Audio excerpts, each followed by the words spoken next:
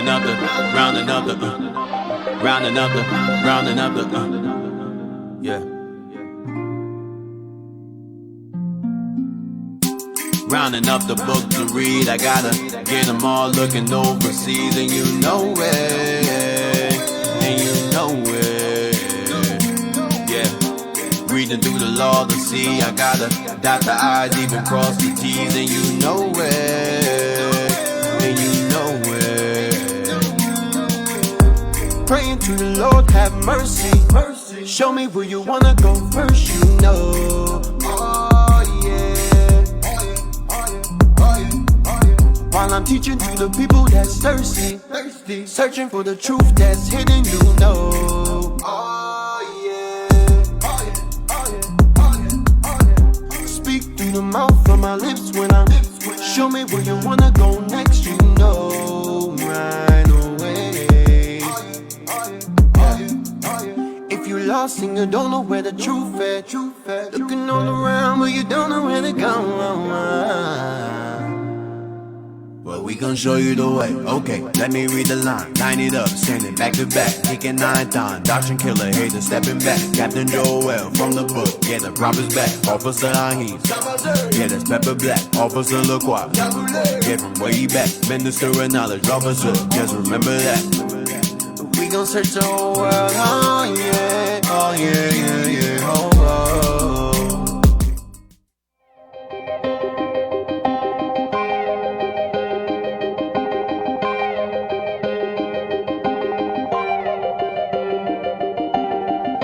Searching for the road to the way back.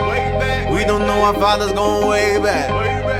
Do you know it? Do you know it? Oh yeah, oh yeah, yeah, yeah, yeah. We the chosen people, you say no way. Enemies been teaching you the wrong way. Do you know it? Do you know it? Oh yeah, oh yeah, yeah, yeah, yeah. History, history.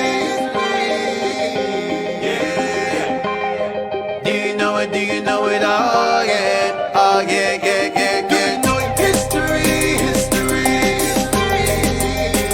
Yeah. Do you know it? Do you know it? Oh yeah. Oh yeah, yeah, yeah, yeah. Do you know it?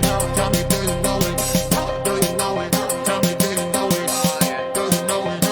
Tell me, do you know it? Do you know it? Tell me, do you know it? Do you know it? Tell me, do you know it?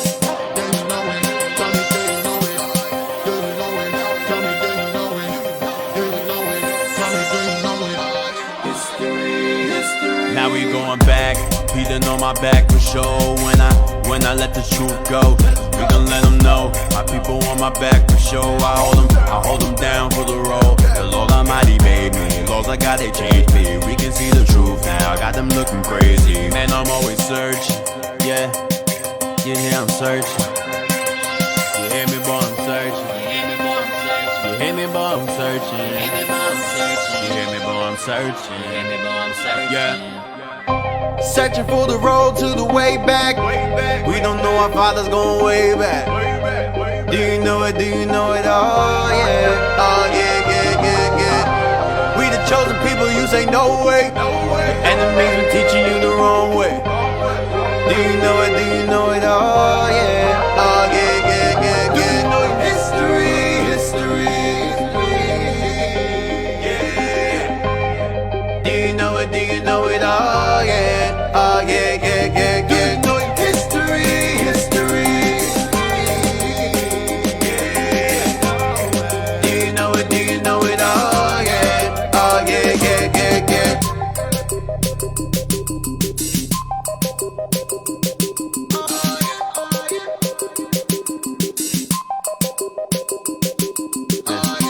Rounding up the book to read, I gotta get them all looking overseas, and you know it, and you know it, yeah.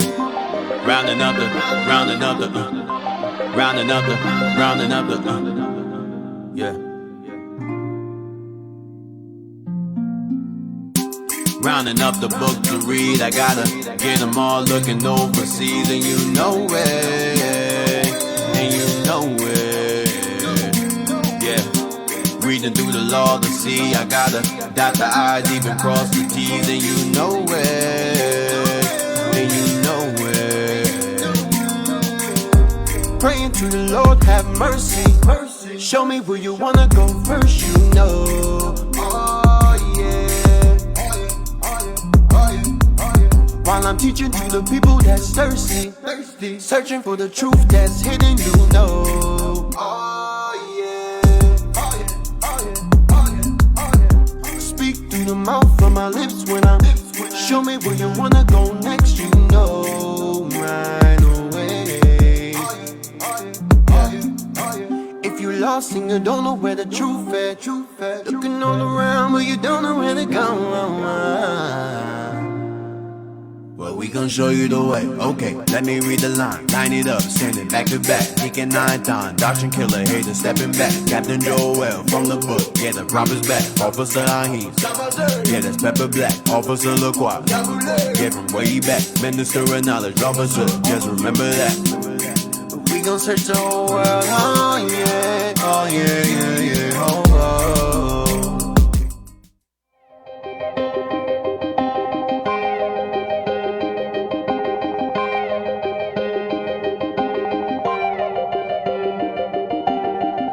Searching for the road to the way back. We don't know our father's going way back. Do you know it? Do you know it? Oh yeah, oh yeah, yeah, yeah, yeah. We the chosen people, you say no way.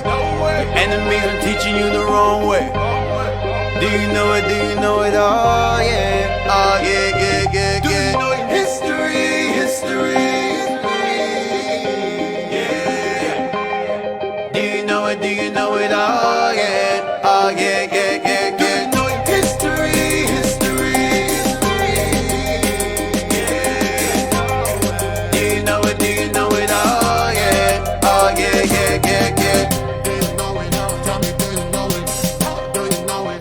Tell me, do you know it? Do you know it? Tell me, do you know it? Do you know it? Tell me, do you know it? Do you know it? Tell me, do you know it? Do you know it? Tell me, do you know it? Do you know it? Now we going back, Peter on my back for sure.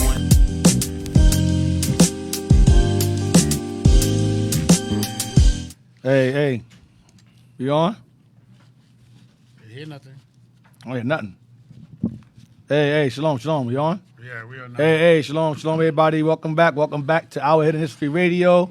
We are in chapter 10, making our way out of America back to the land of Israel. To my left, we have Captain Joel, Officer LaCroix. Officer Jezreel. Officer Adon. and welcome to Our Hidden History Radio. We're gonna start off. We're gonna conclude America this chapter. We're gonna conclude America this chapter, and we're gonna go into we go back to the land of Israel, leading into another topic, leading into a whole different topic. All right, so let's go to the books I want. Get me the view. I want page 150 out of there. I forgot to send the links I want to send. So, Kat, you got to talk eventually. So I got to send these things I didn't send yet. Not now, but. okay. All right, get my brain Yeah, I know. together. Access the parts of my brain reserved for the show. Yeah. So those of you who have been following along, we just left Issachar, so-called Mexicans, Aztecs, Chichimex. We went into that. How they had the commandments, how they had the law, how they had the book of Moses on this side of the world and tried to hide it from the Spaniards because they knew they were going to destroy it. So I want to go to page 1. That's 150 right there, right? Yes, sir. All right, so let's read that. Let me see where I want you to stop at. That I did not include. Let's see, I want you to stop. Page 150. And we're going to start. The Indian tradition. Start from there. No, under the 7th. Let's start from the top. Under the 7th argument. Let's just go there. All right. Yeah, where the pencil mark is at. Yeah. Right there, that's good. Under the 7th argument, he says, in conformity to or after the manner of the Jews, the Indian Americans have their prophets, high priests, and others of a religious order. So we had our own prophets, high priests, and other forms of a religious order. This is James Adair, by the way. Just it says he. This is his argument is referring to James Adair, and you read above. Go ahead. As the Jews had a sanctum, a sanctorum, sanctorum, holy of holies. We had a temple. We had a temple, and they had a temple within the temple, holy of holies. We had a temple here. The North American Indians had a temple as well. Remember, I said earlier they played pretty much all of the Indian tribes this side of the world had a holy of holies or a temple and high priest. But the Gadites were the ones who posed as the lawgivers. They were the most diligent and righteous of all the tribes on this side in terms of maintaining spirituality and the commandments of God and keeping the commandments on this side. They were the lawgivers. Go ahead. So have all the Indian nations. See, so have all the Indian nations. What do they have? Prophets, high priests, and other religious order. Go ahead. There, they deposit their consecrated vessels. You had holy instruments, holy vessels they put in that temple. Go ahead. None of the laity daring to approach that sacred place. Right. None of those who weren't worthy or not allowed to enter that sacred place, like we did in the temple in the other side of the world. Go ahead. The Indian tradition says that their fathers were possessed of an extraordinary divine spirit. That their forefathers possessed an extraordinarily divine spirit. The spirit of God was on their forefathers. Go ahead. By which they foretold things future. They foretold things future. So if we had prophets on this side of the world, when the white man showed up, best believe we knew it. We knew who they were and we knew what they were doing here. Okay? Go ahead. And controlled the common course of nature. And our forefathers had the power to control the common course of nature. Damn. Meaning what? They have fire fall down from heaven, turn water into blood, water into wine, part the seas, keep it from raining for 3 years. We control nature itself. Go ahead. And this they transmitted to their offspring. And the Gadites, the North American Indians, told this to their children. They passed this on to their children. Go ahead. Provided they obeyed the sacred laws annexed to it. Provided that we obeyed the sacred laws annexed to that power that we served. Go ahead. Ishtuala, Mr. Adair says of those Indians. I think it's Ishtualo. Go ahead. Ishtualo, Mr. Adair says of those Indians, is the name of all their priestly order. So their priests are referred to as Ishtualo. Go ahead. And their political, and their their pontifical.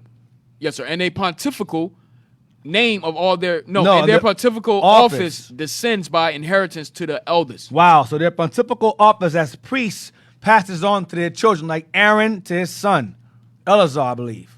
All right. Same way. The priestly order is passed down from father to son, like Zechariah and John the Baptist. They had that order over here too. Go ahead.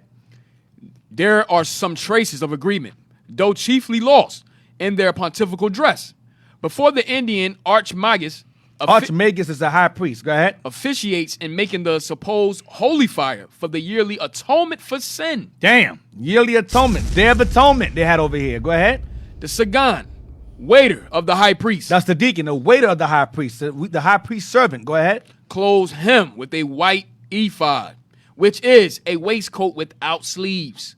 In resemblance of the Urim and Thummim, the American Archmagus wears a breastplate made of a white conch shell with 2 holes bored in the middle of it, though which he puts the ends of an outer skin strap and fastens a buck horn white button to the outside of each, as if in imitation of the precious stones of the urine. See that on both sides. They want the real high priests. They want the Aaronic high priest, but they played high priest on this side of the world. They had their own form of their own high priestly wardrobe that was similar to Aaron's and the high priest after him. Go ahead. In this statement, Mr. Adair exhibits evidence of which himself seems unconscious. He says the general name of all their priestly order is Ishtualo, and the name of the high priest waiter is Sagan. Mr. Faber, remarking upon this, thinks the former word is a corruption of Ish-da-Eloah, a man of God. That's what it means. Their high priest order was called men of God. That was their priestly order name. All right? So we had understanding of the laws on this side of the world. Now, let's get the next book. I want page 151 from that book. All right? The ancient. To show that we had the laws of God on this side of the world. Okay, we had. Oh, and I also want to bring out, before I forget, as I will forget, I had made mention parts ago. Some those of you who pay good attention will know what I'm referring to. Those of you who don't, don't worry about it. I mentioned that Torquemada. We read it numerous times about a guy named Torquemada that spoke about the Native Americans and their heritage being of Israelites. And I said that Torquemada was the same guy that was involved in the Spanish Inquisition. That's false. Torquemada, who spoke about the Native Americans being Israelites, was Juan Torquemada. He was a missionary in Mexico. His name was Juan Torquemada.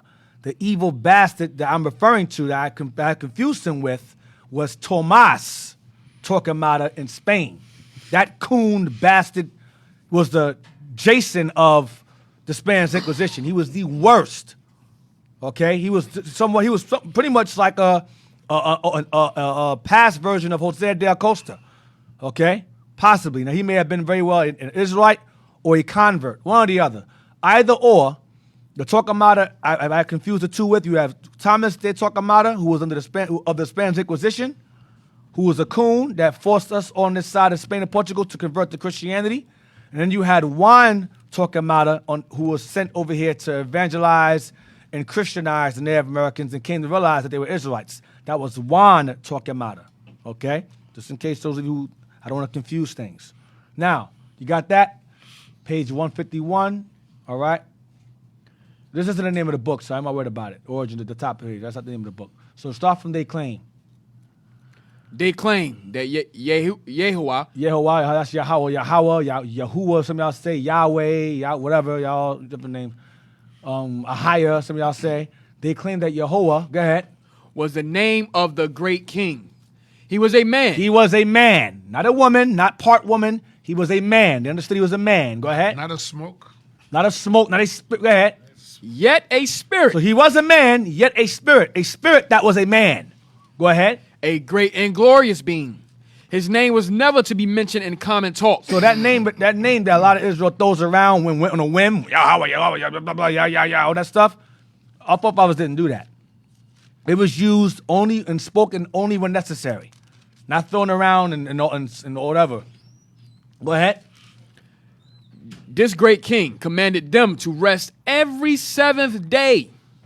They were told not to work on this day, and that they should devote it to talking about God. Right, go ahead. Yahuwah created the world in 7 days. At what's that Officer Don, help me out. Where you at? Nuta Nutataqua. The first new moon of the autumn. Wow, go ahead. With the fruits all ripe.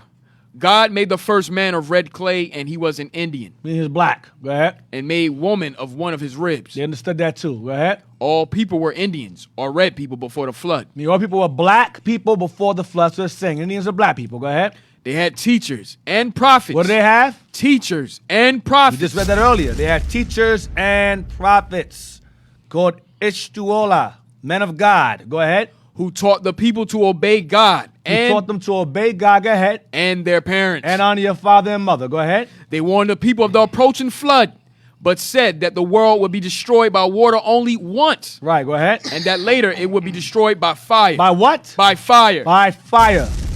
So we knew about nuclear bombs. We knew about the destruction to come later on in this time. Go ahead.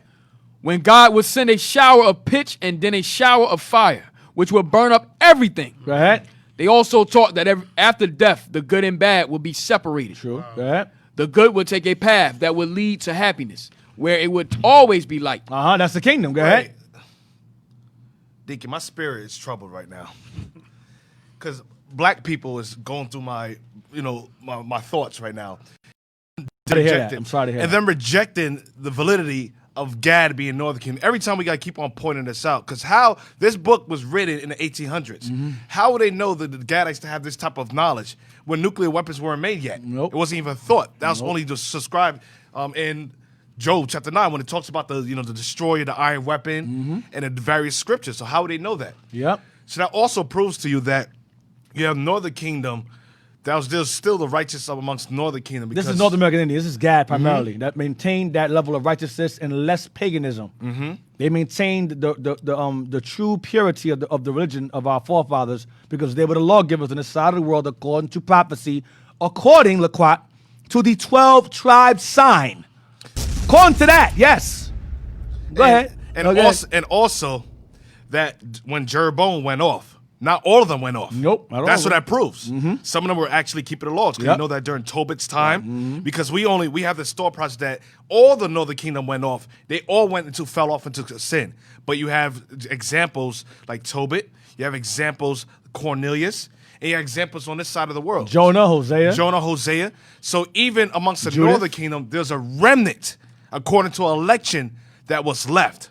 Just like with Southern Kingdom, there's a remnant. According to election, there's a remnant in Northern Kingdom as well. So not all the 10 tribes went off into idolatry. You have some that still keep the commandments. Right. Continue. The good will be taken to happiness, where it would always be light. Go ahead. The good would take a path that would lead to happiness, where it will always be light. Go ahead, watch this. But evil led to a deep chasm. The deep chasm goes back to that Lazarus, where the rich man, there's a great gulf fixed between you and I. They're doomed. That's that darkness, gnashing of teeth. That's what it's referring to, that deep chasm of darkness. Go ahead, watch this. An invaluable publication.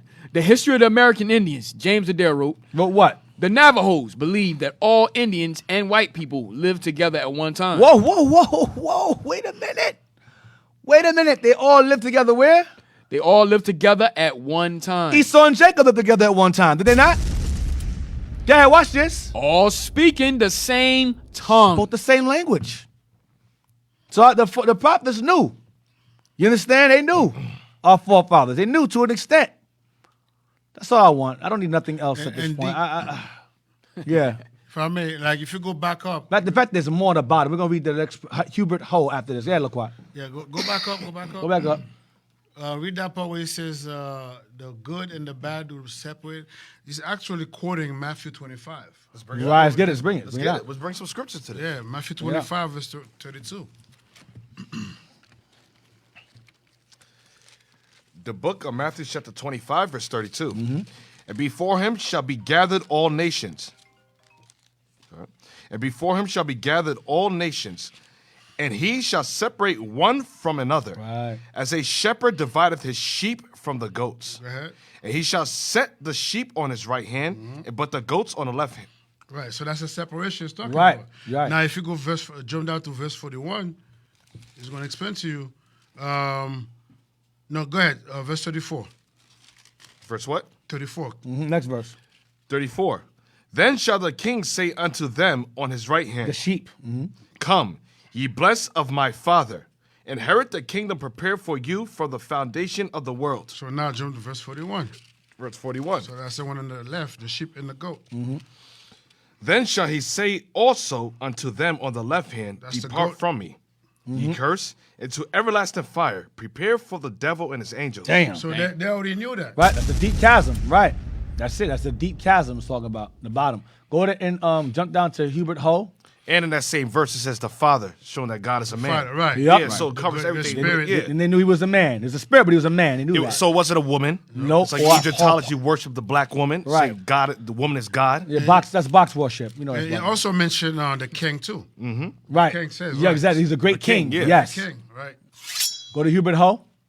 Bancroft. Hubert Ho Bancroft wrote of the Algonquins, who claim they are of foreign origin and came here by sea. Stop. So the Algonquin Indians claim to have come here by sea. Not by some stupid land bridge called the Bering Strait nonsense. There's no evidence behind that. It's still a theory because there's no evidence of it. It's a lie. Go ahead. Anciently, they celebrated with an annual thank offering in remembrance of their ancestors' happy arrival in America. Happy arrival in America from the old. Do the next one. Sigvald Lin, a respected scholar and researcher, has offered the following opinion regarding ancient Old World connections in early America and also Polynesia. See, ancient old world connections in early America and also Polynesia, because you had Japanese left from where they were from, the old world, into Polynesia, and the Native Americans at the old world and came here. So the heathens know who's who. We're playing catch up. These nations know who's who and where they went and where they went, where they are, in the past and the present. They know. That's all we want. Now, we're gonna leave America now. We're leaving America now for now. We'll be back there later on. Let's go. Let's get down. Let's get to 2 Samuel 1940. Let's get down to this. 2 Samuel 19 and verse 40. Now we're going to get some more scriptures, a lot of scriptures now. We left off last week about us being called heathen on this side of the world, how Northern Kingdom is referred to as outcasts or heathens, how our forefathers referred to our brothers as heathens. Esau knew that the Native Americans on this side of the world were Northern Kingdom or heathens or in an outcast state of mind. They knew that. 2 Samuel 19, verse 40. We're going to read to verse 43. The book of 2 Samuel, chapter 19, verse 40. Then the king went on to Gilgal, and Shimham went on with him. And all people of Judah conducted the king, and also half the people of Israel. And behold, all the men of Israel came to the king, and said unto Referring to David. Go ahead. and said unto the king, Why have our brethren the men of Judah stolen thee away, and have brought the king and his household and all David's men with him over Jordan? Mm-hmm. And all the men of Judah answered the men of Israel, because the king is near of kin to us. So, this is the beef that started off in Northern Kingdom and Southern Kingdom.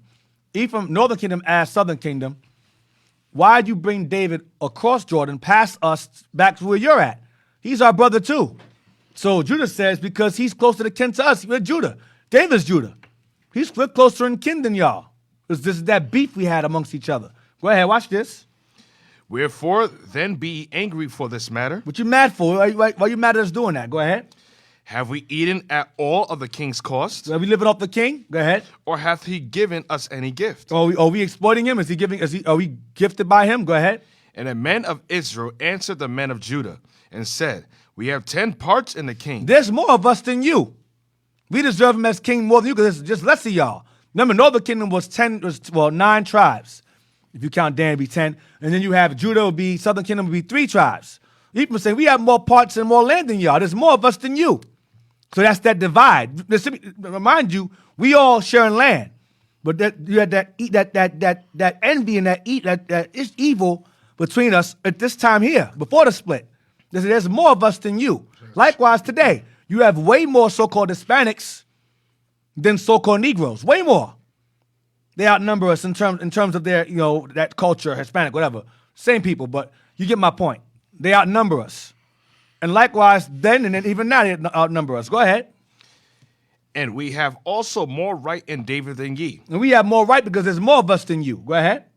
Why then did you despise us, that our advice should not be the first head in bringing back our king? Why'd you come to us first before you brought David over here? When there's more of us than you, we deserve him more than you. There's more of us. Go ahead. And the words of the men of Judah were fiercer than the words of the men of Israel. So whatever Judah said to Ephraim, they shut it down. You want to mess They with shut Judah, it down. They did not mess with Judah. Could never outtalk Judah. Not out talking Judah. And despite y'all outnumbering us, he wasn't playing with you. Sorry, Ephraim. I'm sorry. This day, Jez, I'm sorry. To this day, I'm sorry, Jez. the mighty men of Judah. to this day. Yeah, To this day. Sorry, Adon. I'm sorry, bro. I'm sorry, Jez and Adon. I'm sorry about that, brother. So you see how it goes down. On Northern your Kingdom side, Yeah, Jess. So at this point, that beef was already stirring up. All right, so something happens that leads to the split occurring altogether. This is the beginning of it. Well, not so even before this, but this is showing you how it led up to it. Now, And how can you argue against a tribe in which the prophecy says, "Hear, Lord, the voice of Judah"? right. I show you, Judah's going to be a talker. Yeah, So you can't out-talk a person that was given a gift of talking, or Gad.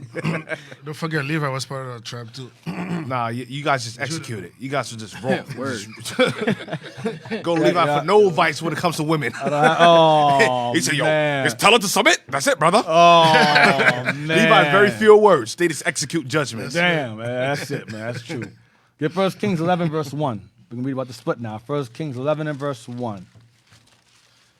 A lot of reading today. 1 Kings 11. We're going to read from verse 1 all the way to 28. 1 Kings chapter 11, verse 1. So those of you who are new, who are just now tuning in, at this point, I'm kind of going into the basics because I know a lot of the history I was going into from chapters 1 through 9 was like college level in terms of history and the Bible. So some of y'all was like, I ain't watching that. I don't get it. I mean, like I said, like Bishop always says, like I always say, if you get it, you get it. If you don't, you don't. But now we're going back to the basics. So I'm kind of going backwards. I started off the beginning of the series with us in the Americas, how we arrived here. Now we're going back in time before we came over here, and what caused the rift between the nation of Israel and how we split. So I'm back on the other side of the world. We're back in the old world. I left the new world. Now we're back in the old world now. All right? Go ahead. So basically, we're going to entitle this part of the series, the old world, pretty much. It was two promised lands, the old world. All right? Go ahead. And Deacon, this information should be distributed to our children. Like I said, as they get up in age, this should be incorporated. If you're a stay-at-home wife, if you're educating your child in homeschooling, you should start taking these classes and eventually buying the books and incorporating into your lessons so your child has a proper Israelite education, world history, world-class education, rather than this or Americanized history of your oppressors. So this is real education. Your children could grow up and have actual educated conversations with people. And people don't know about this. Imagine your child, 11, 12-year-old, 13-year-olds. Yeah, remember about the Chichimex and the Olmecs? Just having normal conversations about the Olmecs. Right. And them being father to the Aztecs and the Mexicans. That's something we can't fathom. So Cap, I got an idea. How about we write that book? Huh? Get all the information we get in those books and Yeah, in time. yeah, let me know how that is. So, I'm looking like, yeah. let me know who's gonna do it. In time. Hey, I mean, we could put a binder or something together. and distribute it to the But let me know how that In goes. time. We'll figure something out. Hey, when we don't work. Hey, you're the scholar, man. So that's why it's just an idea. It's just a thought. Yeah, no, it's Figure it how long All it takes praises. just to get the books and read it. Imagine putting the information together. Oh, man. So verse 1, where we at? Verse 1? Yes, 1 Kings chapter 11, verse 1.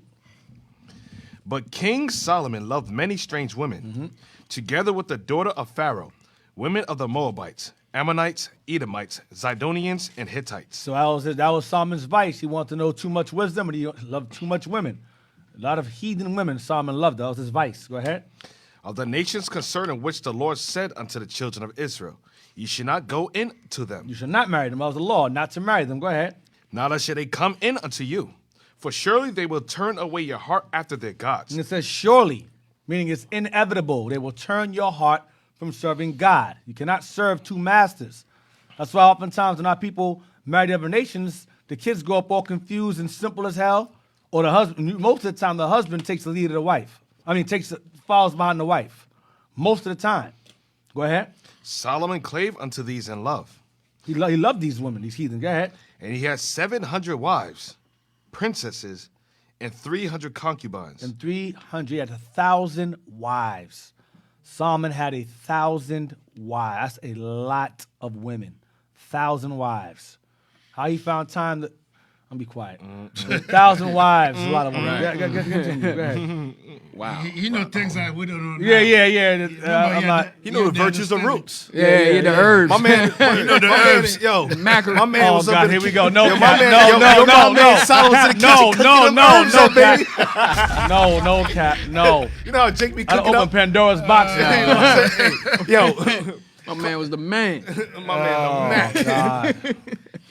You know all the herbs, all the All the roots. herbs, all the know how Jake be cooking all up the in the kitchen? aphrodisiac roots he had. Yo, all my man his- Solomon's in the kitchen like this. Oh man. My man, had, you know what I'm saying? You all right? You okay, Cap? Yeah. Okay, let's go, man. Got to get that out, My man. man My was- Earth, my Cap. man was hitched to the next level. Oh man. Yo, we read Song of Solomon when Mary's writing a parable about Israel, and he says, "Your breasts are like the two rows." Right. Oh, Proverbs. Proverbs. I ravished your breast at all. Ravished you all Yeah, time. you know Solomon. Solomon was the man back then. Oh my gosh. We read verse 4, please. All right. Yeah. Sorry, All right, sorry, let's go back. D. Sorry, D. Thank you, Jess. Yeah. Thank you very much for that detailed information about Solomon's sexual exploits. Thank you very much. You read verse 4 now. Oh man. His minds went somewhere else, man. Verse 4. 0 to 100. Yeah. So Solomon was swinging. Oh, man. Swinging. Verse 4. Solomon was Picasso. It came to pass. For it came to pass. Yes. 1 Kings chapter 11, verse 4. For it came to pass, when Solomon was old, that his wives turned away his heart after other So it gods. took a while, but they eventually turned his heart away. He got old. Go ahead. And his heart was not perfect with the Lord his God, as was the heart of David his father. For Solomon went after Ashtaroth, the goddess of the Zidonians. He wanted to learn wisdom. Solomon wanted to know evil and good. That was his vice. He wanted to know everything, but everything can't be in man. Man is immortal. Solomon wanted to know everything. So he started to study and learn on the gods of his wives, found behind them. Go ahead. And after Milcom, the abomination of the Ammonites. And Solomon did evil in So the he sight. married an African woman. He married a Chinese woman. Go ahead. And Solomon did evil in the sight of the Lord, and went not fully after the Lord, as did David his father. Go ahead. Then did Solomon build an high place for Chemosh, the abomination of Moab, in a hill that is before Jerusalem, and for Molech, the abomination of the children of Ammon. Japanese woman too. Go ahead. And likewise did he for all his strange wives. All his wives, all his heathen wives, he allowed them to have places built in the land for worship. So you know what that means? That means Israel was going to hell off along with Solomon. It wasn't just Solomon doing it. Everybody followed behind his lead. He's ahead. Go ahead. And likewise did he for all his strange wives, which burnt incense and sacrificed unto their gods. So to build these things costs money. So he began to put heavy taxing on the people to build these speaking sanctuaries for these heathen women he had. He had 700 women, 700 wives, 300 concubines. It's a lot of building to do, a lot of money. Go ahead. And the Lord was angry with Solomon, because his heart was turned from the Lord God of Israel, which had appeared unto him twice. He appeared to Solomon twice, telling him, stop, don't go off. That's in chapter 3, verse 5, and that's in 9, verse 2. And Deacon, that goes to Sirach chapter 4, which says, wisdom walking with crooked ways. Because you look at it and you wonder, Solomon from his youth was given wisdom. And in the midst of him building a temple, and in the midst of him getting all that wisdom and knowledge and going through the different, the elements, learning about the elements, the virtues of the roots, the plants, going to botany, going to astrology, botany, astrology, the virtue, and in different psychology and things like that. Right. In the midst of that, Solomon was in his sin. That shows you that Most High had a level of mercy. Right, he for gave him Solomon. 3 chances. He visited him twice. Wow. He visited Solomon. He said, listen, Solomon, stop going off with these women. Stop going off. And that was in the kingdom. Yeah, he said, stop going off. Wow. But for David's sake, he said, for your son's sake, I'll keep it quiet because Wow. you got to build that temple. Wow. Go ahead. Verse 10. And had commanded him concerning this thing, that He he should... commanded him concerning what thing? Them heathen women. He said, leave them women alone. And Solomon would not listen. And when he got old, he got stupid after a while. Because he was young, he maintained his integrity. Your heathen wives, those serving the Lord. But then it says, they will surely turn you away. So as he got old, he said, okay, let me try this God. Why do you worship Chemosh? Why do you worship Ashtaroth? Let me see why. Let me indulge. Let me see what's about this God that everybody worships these gods. Let me find out what you do on Easter. Because Ashtaroth is Easter. Let me see what Easter's about.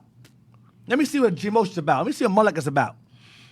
And remember, all that involves sorcery, witchcraft, blood sacrifice. That's orgies, all that stuff going on in that. It ain't just like, oh, okay, I'm going to worship a God. Oh, wow, it's Chemosh. A lot of evil goes on in order to understand and learn that stuff. So Solomon is going into heavy madness now. Go ahead. And had commanded him concerning this thing, that he should not go after other gods. But he kept not that which the Lord commanded. And listen, go ahead. Wherefore the Lord said unto Solomon, for as much as this is done of thee, and thou hast not kept my covenant and my statutes, which I have commanded thee, I will surely rend the kingdom from thee, and will give it to thy servant. Take the kingdom from you and give it to your servant. Go ahead. Notwithstanding, in thy days I will not do it for David thy father's sake, but I will rend it out of thy hand. But I will rend it out of the hand of thy son. So I'm not going to take it from you now for David's sake. I'm going to take it from you, from your son. Go ahead. Howbeit I will not Take it from you through your son. Go ahead. Howbeit I will not rend away all the kingdom. I won't take away all the kingdom from you. Go ahead. But will give one tribe to thy son for David my servant's sake, That was Benjamin. He gave Benjamin to us. Go ahead. and for Jerusalem's sake, which I have chosen. And the And Lord, the reason why, so Benjamin going to be happy, the reason why he left Benjamin with Judah is because Benjamin was very formidable. whoa, D. let's don't walk wanna with the put things Giants. out like that. I gotta do it. You don't want to put things out like that. I gotta Come do on. it, man. I gotta give wanna the pay- shout. Things that brother said. I've been giving to pump them up. Northern Kingdom a lot of props these past few episodes. I gotta go to Judah now, man. What's I next? You got- gonna go to Levi after that? That's right. I have That's to- right. yeah, I may what have- you Judah mean, has Cap? to Come on, man. maintain Cap, the Cap. authority. I know that. Come We on, have Cap, man. it. We all gotta get a share little We glory, have, I'm man. giving a little shine, Little man. shine, man. The way Come you on, stay on Cap. top is by impressing the rest of the tribe. Oh my God! What? What kind of evil is this? Judah got to stay on top, D. Oh, You Judah can't is get on top. compliments. oppress Judah the is on top. tribes. Yo, Cap is saying it's not about Israel, it's about Judah right now. Yeah, that's exactly what he always Of says. course, that. it's Come on, always man. about It's us, always- man. yo, you're not It's always Judah. about us, bro. Hey, you're supposed to be on my side. Come on. Yo, what's going on right there, I don't Captain? know, man. I'm just laughing. Hey, I'm gonna read on for y'all. Yeah, you do that, man. About us. I'm sorry, D. I had a moment. Make sure there's no liquor in that teacup. All right, go Go on, ahead. D. Go on. Like D. I was Say, saying, say. man, that throw me off. Listen, man. The Lord gave Judah Benjamin because Benjamin was formidable, man. They were formidable. He said, I'm going to give you Benjamin. And then later on, when Levi got kicked out. That we called the props. When Levi got kicked out of Northern Kingdom suburbs, 'Cause we we- took them in. We said, okay, we're going to take you in. Just don't talk too much. Don't say nothing stupid. Like a lot of you doing. Like a lot of you saying something stupid. Just be quiet. Take your suburbs and, and give us the laws. Do what you're supposed to do. Now, That's you it. know what it was, Dick? We was not accepting those idols. That was you from Kevin? Y'all got fired. Nah, we told Hey, him, man, hey. we wasn't doing it. It was Hey, like, Levi. the hell with that. Levi. He said, nah. Y'all got fired, bro. Admit it, man. When No, y'all that's not what he was, man. when y'all Come got on. kicked out the land, who did y'all run to? Bro, we ran from you. I said, who did y'all run to? We didn't run to. didn't run to you? Judah. Huh? We didn't ran run away to from you? you. Yeah, He didn't run to Gad. yo, man, why you drop the bomb, bro? Everybody's against me right now. Nah, man. Because when y'all came in with those idols, Yeah, it why was you like, nah, referring hell to no, me man. like- Come on, man. You know what I All mean? Not in kingdom, man. All right, let's go on. Verse 14. Yeah, go ahead. And the Lord stood up an adversary unto Solomon, Hadad the Edomite. Mm-hmm. He was of the king's seed in Edom. For it came to pass, when David was in Edom, and Joab, the captain of the host, was gone up to bury the slain, after he had smitten every male in Edom.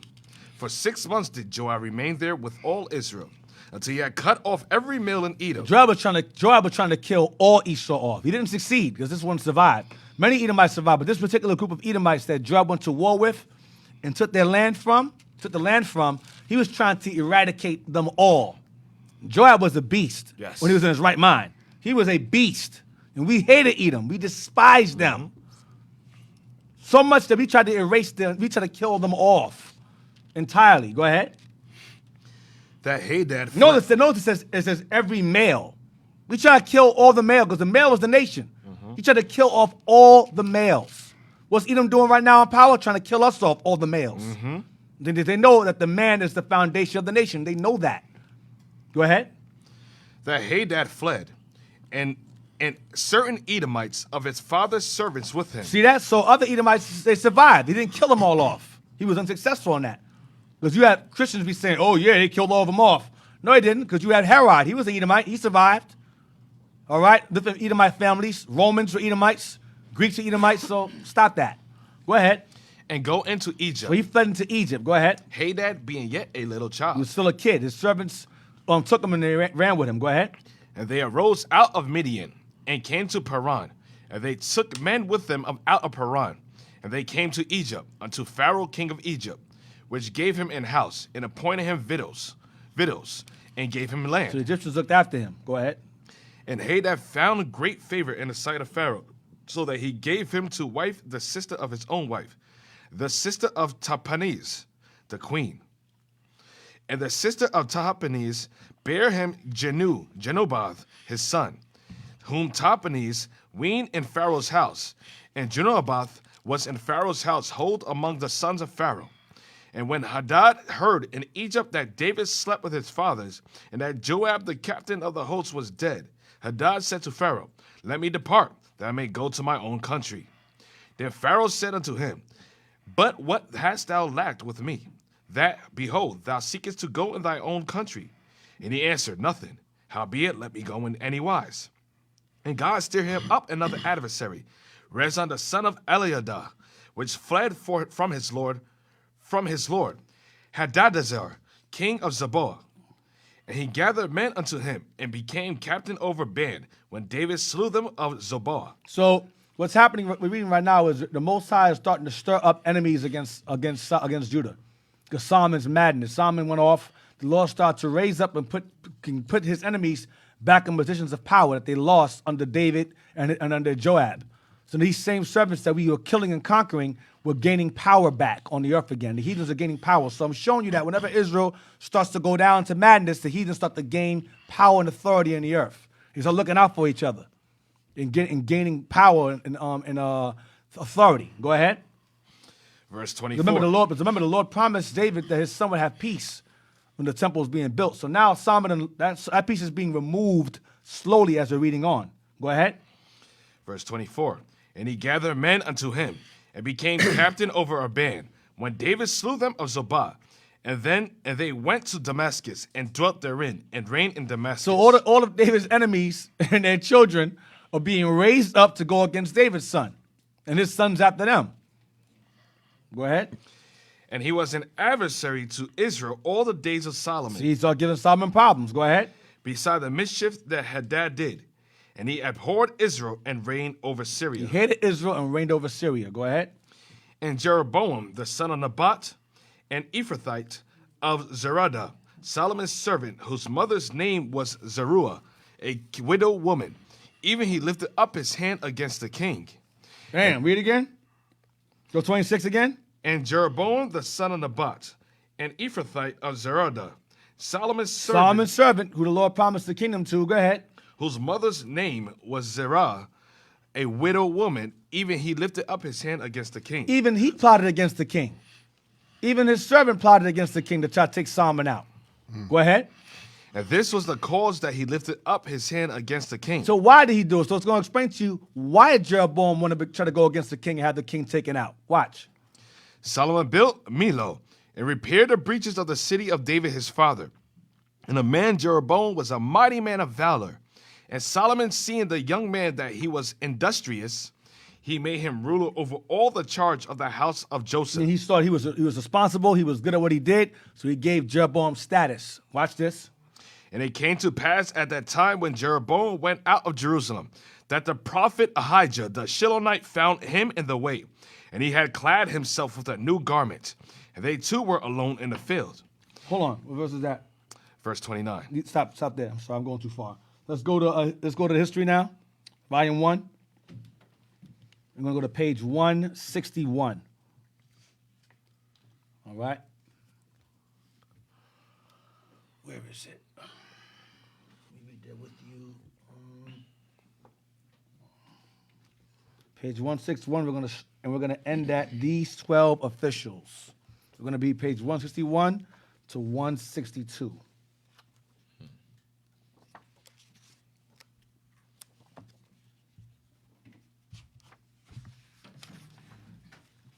Will we start at second paragraph, D? Yeah, start at Solomon. Solomon then directed his attention to the formation of a court of the greatest magnificence, such as was befitting the powerful king whose commands were obeyed from the boundaries of Egypt to the banks of the Euphrates. In those days, many wives were That considered. means our land was from Africa all the way into the Near East. Not this piece of crap piece of land you see now in today, Israel. No, our land was vast.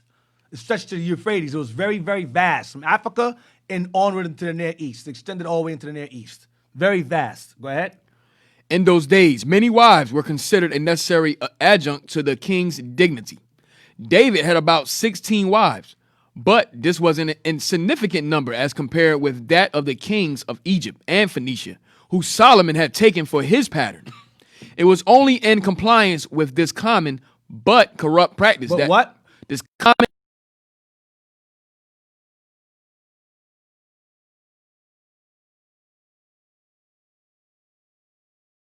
I'm not reading ahead. 1 second. 12 officials. Where's that at? 12 officials. Right further down. I don't think anybody write the wrong thing down. 1 second. 1 sec.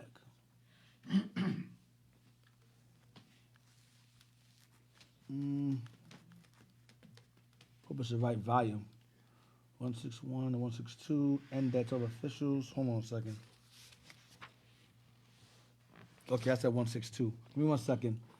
So, reading through this history of Solomon, this is an excellent history for you to get yourself used to. Going through the history, what you realize in Solomon's life, you could relate that to all of our lives. When we involve ourselves in evil, it tends to transpire to our children. So that's why we got to be mindful when we commit certain actions that it could pass to our, like I said, our lineage. And it might not affect you, but it might affect your children. Yeah, we'll just read all the way down. I'll figure it out. Go ahead. Read down the one. Just read the whole thing. Go ahead. Corrupt practice. Go ahead. It was only in compliance with this common but corrupt practice. But this common but corrupt practice. Keep that in mind. This common but corrupt practice. Go ahead. That Solomon formed an immense harem. He formed an immense harem of women. 1,000 women. It's a lot of females. Go ahead. His first wife was Naamah the Beautiful, an Ammonite princess. Ammonite princess. Go ahead. He His also- first wife was not an Ammonite. It was an Egyptian woman, Pharaoh first. I don't know why I'm saying first here, but one of his wives was an Ammonite princess named Naamah. Go ahead. He also had other wives from the Moabite and Aramaean courts, Syrian courts. Go ahead. and even from those of the Hittite and Canaanite kings. Canaanite kings goes back to Zidonians, Zidon, Canaanites. Go ahead. But what most gratified his pride was that the Egyptian king Susanes gave him his daughter in marriage. So one of his favorites, and what gave him the most pride was being the son-in-law of Pharaoh. Okay, by marrying his daughter Susanes. Go ahead. That's the king's name. King Susanes. I'm sorry, marrying the king Susanes' daughter. Go ahead. I'm sorry. Thank you. Solomon thought that in acting thus, he had taken a wise step, and that his country and his dynasty would be benefited by the So alliance. Solomon felt that this is a business deal. Solomon felt by marrying the Pharaoh, it would increase the alliance between him and Pharaoh, be better. But that's how kings usually operate. They were usually married themselves off to form a better alliance. Go ahead. But the result proved the contrary. The result didn't work out that way. The daughter of Susanes was naturally received with every mark of attention in the Israelitish capital. Right, I was like, who the hell? How you married her for? He married an Egyptian woman? Go ahead. She became the first queen in Solomon's harem. See, she became the first queen in Solomon's harem. We read that earlier in 1 Kings 11. Go ahead. But it seemed to him a disgrace that he could not place a magnificent palace at the disposal of this queen. What was the cedar palace built by David on Mount Zion when compared with the gigantic edifices and labyrinthine palaces, Labyrinthine, whatever. Go ahead. labyrinthine palaces of the kings of Egypt? Go ahead. Solomon therefore determined to build a palace worthy of her. So he was saying, listen, what I built for her ain't nothing compared to what's built for her over there in Egypt. I gotta do better. I'm gonna build something grand for my Egyptian queen. Go ahead. Through the alliance with Egypt, innovations of great consequence were made in Israel. Among them, the introduction of horses and chariots. So yeah, so through that marriage or that alliance, Israel gained more chariots and horses and so forth from Pharaoh. Go ahead. Solomon also entered into close and friendly Connection with Hiram, king of Tyre, with whom David had already established a neighborly intimacy. Go ahead. So he gained a friendship with Hiram. Okay, go ahead.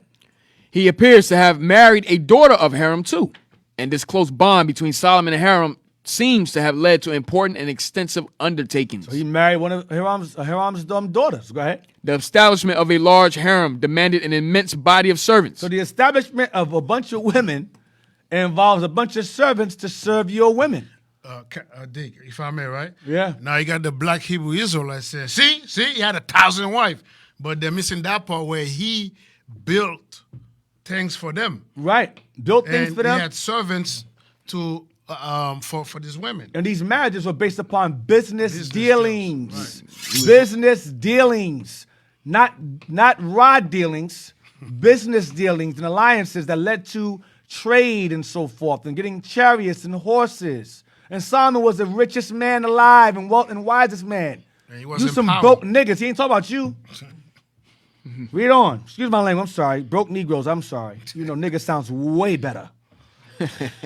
Read again. Read again. The establishment of a large.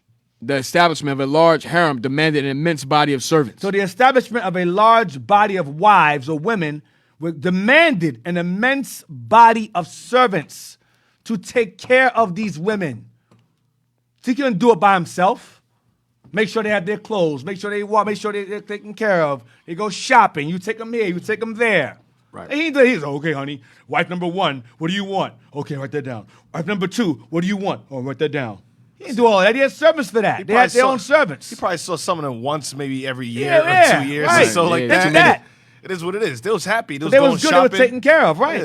They didn't Thousand care. wife only got 365 days Yeah. in a year. Right. I remember Esther when wife. she was the king. Esther when she was a Persian king's queen, she had servants serving her too. That's how it went.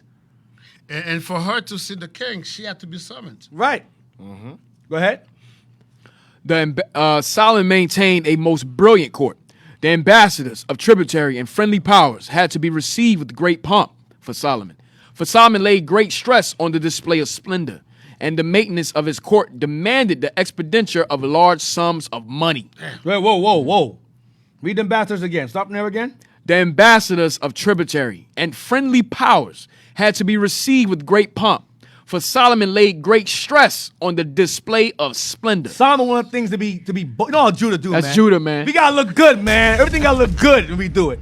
We gotta dress good. Everything gotta look good. Gotta be perfect. It gotta be expensive. That's why you see Judah walking around to get money. They got chains and jewelry and cars and big houses. We always go above and beyond. Right. Solomon said it gotta be done with great pomp and pride. When you Right. have an ambassador or friendly powers had to be received, it had to show off.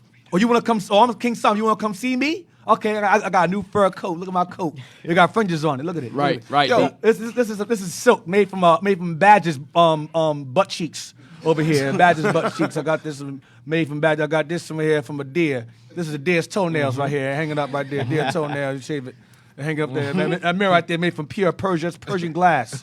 Persian glass right there. You like the Persian glass I got? That's how he did, man. Look at these silk shoes. I got silk shoes on. Look at my white shoes. Look at my white shoes. Like Martin. Look at my white shoes. Everybody doing the dance, everything. And the white shoes. All of that, bro. We was balling. Right. Solomon, that's entourage. Solomon was balling. So when he had people come through, heathens come through, it had to be with magnificent splendor. And expensive splendor. Go ahead. Dick, You that's happy like now, Cap? Are you happy? I brought Judah in. You see how I brought us in? I brought Judah. Dick, you know what?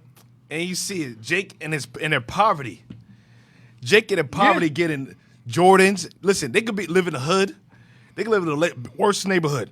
They could be in poverty on Section 8, but they would be dressed fly, having Jordans on, the chains Fly and on. broke. Fly and broke. You know, I myself have to suppress those temptations to dress fly. You know, I have to think economical. But my Judite will come out. When the money come in, you will see me. You see me the longest fringes blowing the wind. You know, the big old chain. The diamonds in the fringes. Diamond earrings like this. Diamonds in the Big- fringes. yo, Remember have we my have a book slate. that said that Solomon had gold in his hair? See, it sprinkles. Yeah, yeah, gold yeah. flakes in We have his a book hair. that says that. We have a book. It's Song of Solomon. that Solomon- Josephus. That's in Josephus. I That think Solomon Josephus. had gold, not no Remember, glitter. It's The the Song of servants. Solomon. It's the Song of Solomon Yeah, also. yeah, But he yeah. had gold sprinkled in his hair. Yeah. Real gold. This gold dust, man, all in the hair. Hey, Dick, you in remember the I had beard. that? Remember I had that for my hair? It wasn't gold, but it was a It was substitute. flicks. Yeah, glitter. You had gold glitter. I don't know why you bring Wait, that up. Why would you- Caps, it why was would a you bring that up? substitute of. What What do that mean? Why'd you bring that up? Why'd you bring that up? I Yeah, remember brothers. glitter, yeah, What do glitter. that Yo, mean? I remember brothers say, "Yo, That you was look like, dandruff. like Solomon." No, they just had to. It was dandruff. It was a dandruff, bro. It was That's the that yo, this They say dude. like Solomon. It was a substitute of gold. You look like a homeless guy that slept outside of Solomon's house. Your brother trying to figure out what was in my hair. I didn't want to tell them. Glitter. Copper, yeah. What was it? I have copper shavings. Yeah, something. It wasn't no damn gold. Why'd you bring that up? Why'd you bring that up, man? That was horrible. I just got to flex my No, don't inner flex that. Don't Judite. flex that, man. Okay, where you at? This man? Where is you Song of Solomon, real quick, 5 verse 11. Yo. His head is as the most fine gold. at? Yep, that's it. His locks are bushy and black as a raven. Right, so he had gold all in his hair. All in his hair. Where we at now? Okay.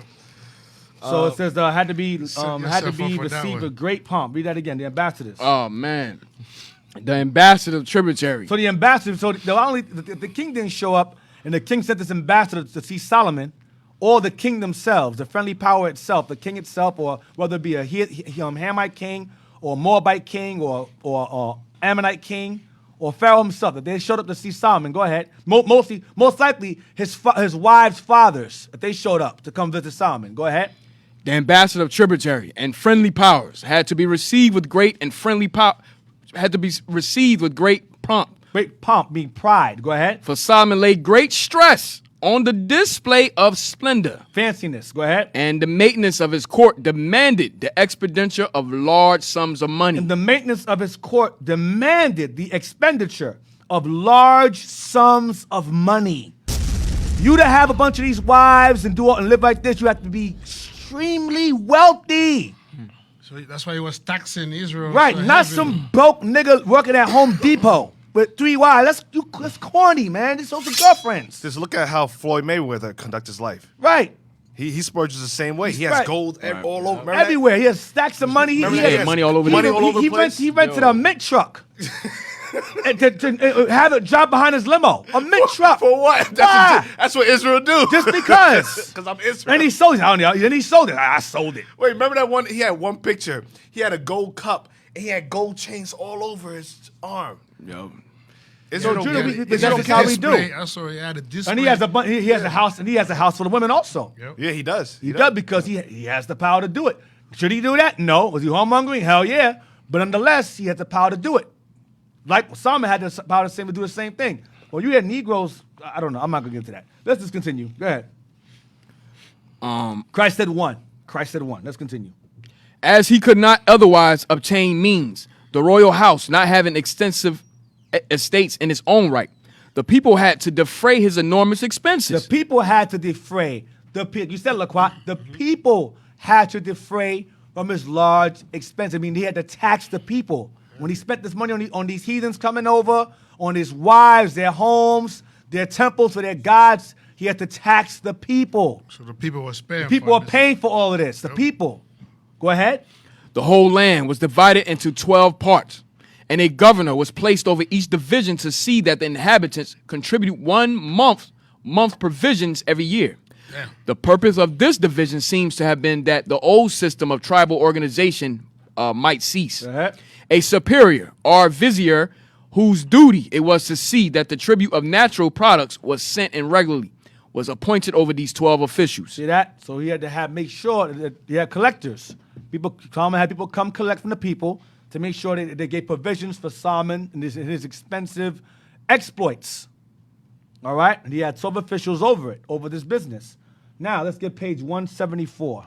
So that's why when the spread happened, they killed the tax collector. Yeah, collector that we're was- gonna get to that. We're gonna get to that. That's what he's one of the officials. Page 174. We're gonna start at Solomon's brilliant rule, and we're gonna end at 175. Kill that No. I'm sorry. Nigga, get the hell out of here. We're gonna stop at 174. Security of the state. We're gonna start at Solomon's brilliant and end at security of the state. Read that. Solomon's brilliant rule, however, became the source of a serious division between the tribes, See that? Go ahead. which he had unavailingly striving to consolidate into one indissoluble whole. I mean, try to keep the 12 tribes together. Notwithstanding that the temple formed a bond of union for the whole people, and that Solomon tried to abolish the tribal isolation which prevailed. Because, see that? So you had tribalism among the tribes. Solomon was trying to make sure all the tribes come together. And they were coming together when they came to the temple. But everyone still was like, I'm Judah. I'm going to deal with Judah. He's Ephraim. He going to deal with Ephraim like we are today. Repping All their the own time. tribe. Levi's like, yo, man, I don't mess with Judah, man. I'm Levi. Levi hang out with Levi. And so Solomon was trying to destroy that. So there was tribalism among us even at this time. Go ahead. He succeeded only in the case of Benjamin, which So Benjamin was cool with us. Benjamin and Judah was hanging out. We were close. Go ahead. became more closely united with Judah. See that? So Benjamin and us and Judah, they was cool. Those two. Remember the Lord said, I'll leave you one tribe. That was Benjamin. Go ahead. This was owing to the fact that the temple was built on Benjamite territory, Oh, go ahead. and consequently, several Benjamite families settled in the capital. Probably Solomon also preferred the tribe of Benjamin and his own ancestral tribe to the other tribes. So Solomon probably preferred Judah and Benjamin above anybody else. Go ahead. The mutual dislike of the houses of Judah, Israel, and Judah, or the northern kingdom and southern tribes, had not ceased. So the mutual dislike of the houses of Israel and Judah, or northern and southern tribes or kingdoms, did not cease. That beef continued during Solomon's time and up until after. Go ahead. Among the northern tribes, a deep sense of discontent prevailed against Solomon. A deep sense of dislike prevailed. Northern kingdom did not like Solomon. Go ahead. Despite the prosperity to which he had raised them. Despite Solomon looking out for them, they living good off of him. Solomon looked out for the people, but they still didn't like him. Go ahead. They resented the pressure put upon them to forward regular supplies for the court and to perform compulsory service in the erection of public buildings. Paying them taxes. Go ahead. Their discontent was not expressed aloud, They didn't say it out loud. Go ahead. but it was needed only an occasion for it to vent itself. So it was only a matter of time before they would eventually express their discontent with Solomon's taxes and heavy burdens upon the people. Go ahead.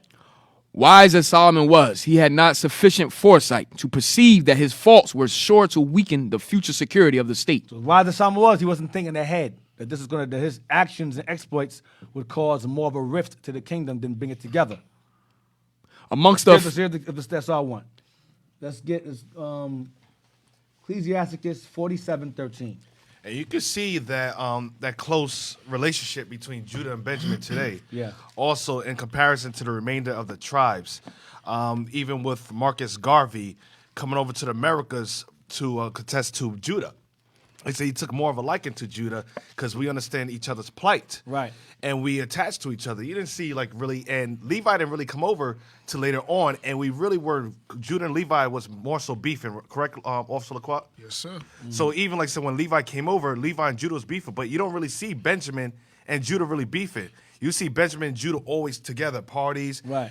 Judah, Benjamin's music also reflects Judah's music. You notice all Benjamin's music is Judah's music, just remix. Yeah, right, Or right. reggae, it's all remix. I forgot the term for it because a lot of the old songs that Benji sang was like the oldies from old the Judah 60s. songs. And then we mixed it, they make it their own song. Right. You know, they change a few words in it. Right. But it's basically if you listen to it and you go back in the early 60s, it'd be like the same kind of song. Right. You had like The same lyrics. Like the Black Panthers, you had like Bobby Seale, and you had was from Benjamin. what I heard, yeah, and you had Huey P. Newton.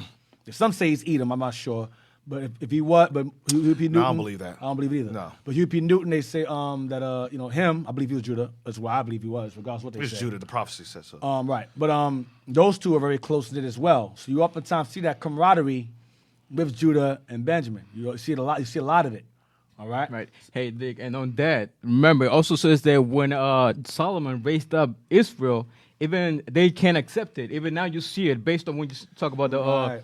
the Black Panthers or Malcolm X. Everything that they did also helped us out. But yet, Northern Kingdom, they don't give them any props. They Right. don't give Judah any props. So you still see that today. I hope you express that in your teachings when you speak in Spanish. You know nobody understand what you're saying. I hope you express that. You better lift Judah. But we brothers, brother. We brothers, though. Wow, Wildcat, wow. Verse 13, Sirach 47, verse 13. Hey, Levi, you got to follow Benjamin and change your music to Judah. You still don't understand what we're saying. That compwa, whatever that thing is. Kumpa. Compa. What is it, Sirach what, Deacon? 47, 13. Sirach 47, verse 13. 13 to 14. Verse 13. Solomon reigned. No, 13 to 19. Sirach 47, verse 13. Solomon reigned in a peaceable time and was honored, for God made all quiet round about him. No enemies rose up against him at this time. Go ahead. That he might build an house in his name, and prepare his sanctuary forever.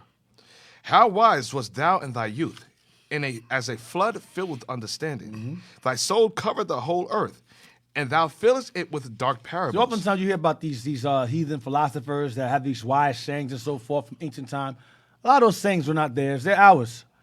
Solomon's wisdom was spread all across the known world, the old world. A lot of heathens borrowed his parables and borrowed his proverbs and used and said it was theirs, and it wasn't. It was ours. Go ahead. Verse 16, thy name went far unto the islands, and for thy peace thou wast beloved. The countries marvel at thee for thy songs, and proverbs, and parables, and interpretations. So Solomon wrote songs, and he wrote proverbs. You read them all the time. Song of Solomon, Proverbs. Go ahead. By the name of the Lord God, which is called the Lord God of Israel, thou didst gather gold as tin, He gathered gold like it was tin. Go ahead. and didst multiply silver as lead. He had as much silver as he had lead. It's a lot of gold and silver. Go ahead. Thou didst bow thy loins unto woman. Ah, here goes the vice. He did what now? Thou didst bow thy loins unto woman. But he bowed his loins to his women. His women, he followed behind his women. He followed behind the box. That was Solomon's vice. Box and wisdom. Go ahead. And by thy body thou wast brought into subjection. And by his body, his penis, was he brought into subjection. After he got old, he had all these women around. He was like, okay, all right, okay. I'll repent. I'll worship a God. I'll check your God out. Why not? Okay, go ahead. Verse 20. Thou didst stain thy honor. So while doing so, what did he do? Thou didst stain thy honor, Thou didst stain thine honor. Go ahead. and pollute thy seed. And you ended up making you had simple, like you said earlier, it went down to your kids. It went down to his children. Go ahead. So that thou broughtest wrath upon thy children, and wast grieved for thy folly. People were mad at you. This is Solomon's fault. Verse 21. So the kingdom was divided, So the kingdom was divided. Go ahead. and out of Ephraim ruled a rebellious king. And out of Ephraim, going into his servant that tried to plot against him, lift up a hand against him, Jeroboam. He was Ephraim, Jeroboam. That's all I want. Let's go back. Let's go to 174. We're going to start at amongst. Now, we read earlier that common but corrupt practice. Common but corrupt practice. Him going off. Marrying these strange women. We're going to go to amongst on page 174. Amongst the officials whom Solomon employed to supervise the buildings was an Ephraimite who was clever, courageous, and ambitious. Industrious. Go ahead. This was Jeroboam, the son of Nebat, from the town of Zaretta, or Zarathan, on the other side of the Jordan. He was the son of a widow, thus free from paternal restraint. He could follow out his own impulses uncontrolled. So because he had no father figure, Wow. no father, son of a widow, he had no paternal restraint, no father to check him and say, hey, stay in line, son. That was absent in his life. Because he was the son of a widow. So it says that he ended up, his own impulses were uncontrolled. Like going up against Solomon, for example. Go ahead. Jeroboam had supervised the erection of the walls of Jerusalem and had displayed great skill and firmness in managing the bondmen. The heathens. Go ahead. Solomon was in fact so well pleased with him that he bestowed on him a high position in The territory of Ephraim. the territory of We're Ephraim. gonna stop at according to their custom on this page. Go ahead. The territory of Ephraim and Manasseh. Here, Jeroboam had the opportunity of becoming acquainted with the discontent of the people, which was probably strongest amongst the ever discontented Ephraimites. See that? So he had time to be amongst Ephraimites who did not like Solomon. He was among them, so he can exploit that and use it to his advantage. Their discontentment with Solomon being over them. Despite the prosperity under him, they said, we don't like this dude, man. Go ahead.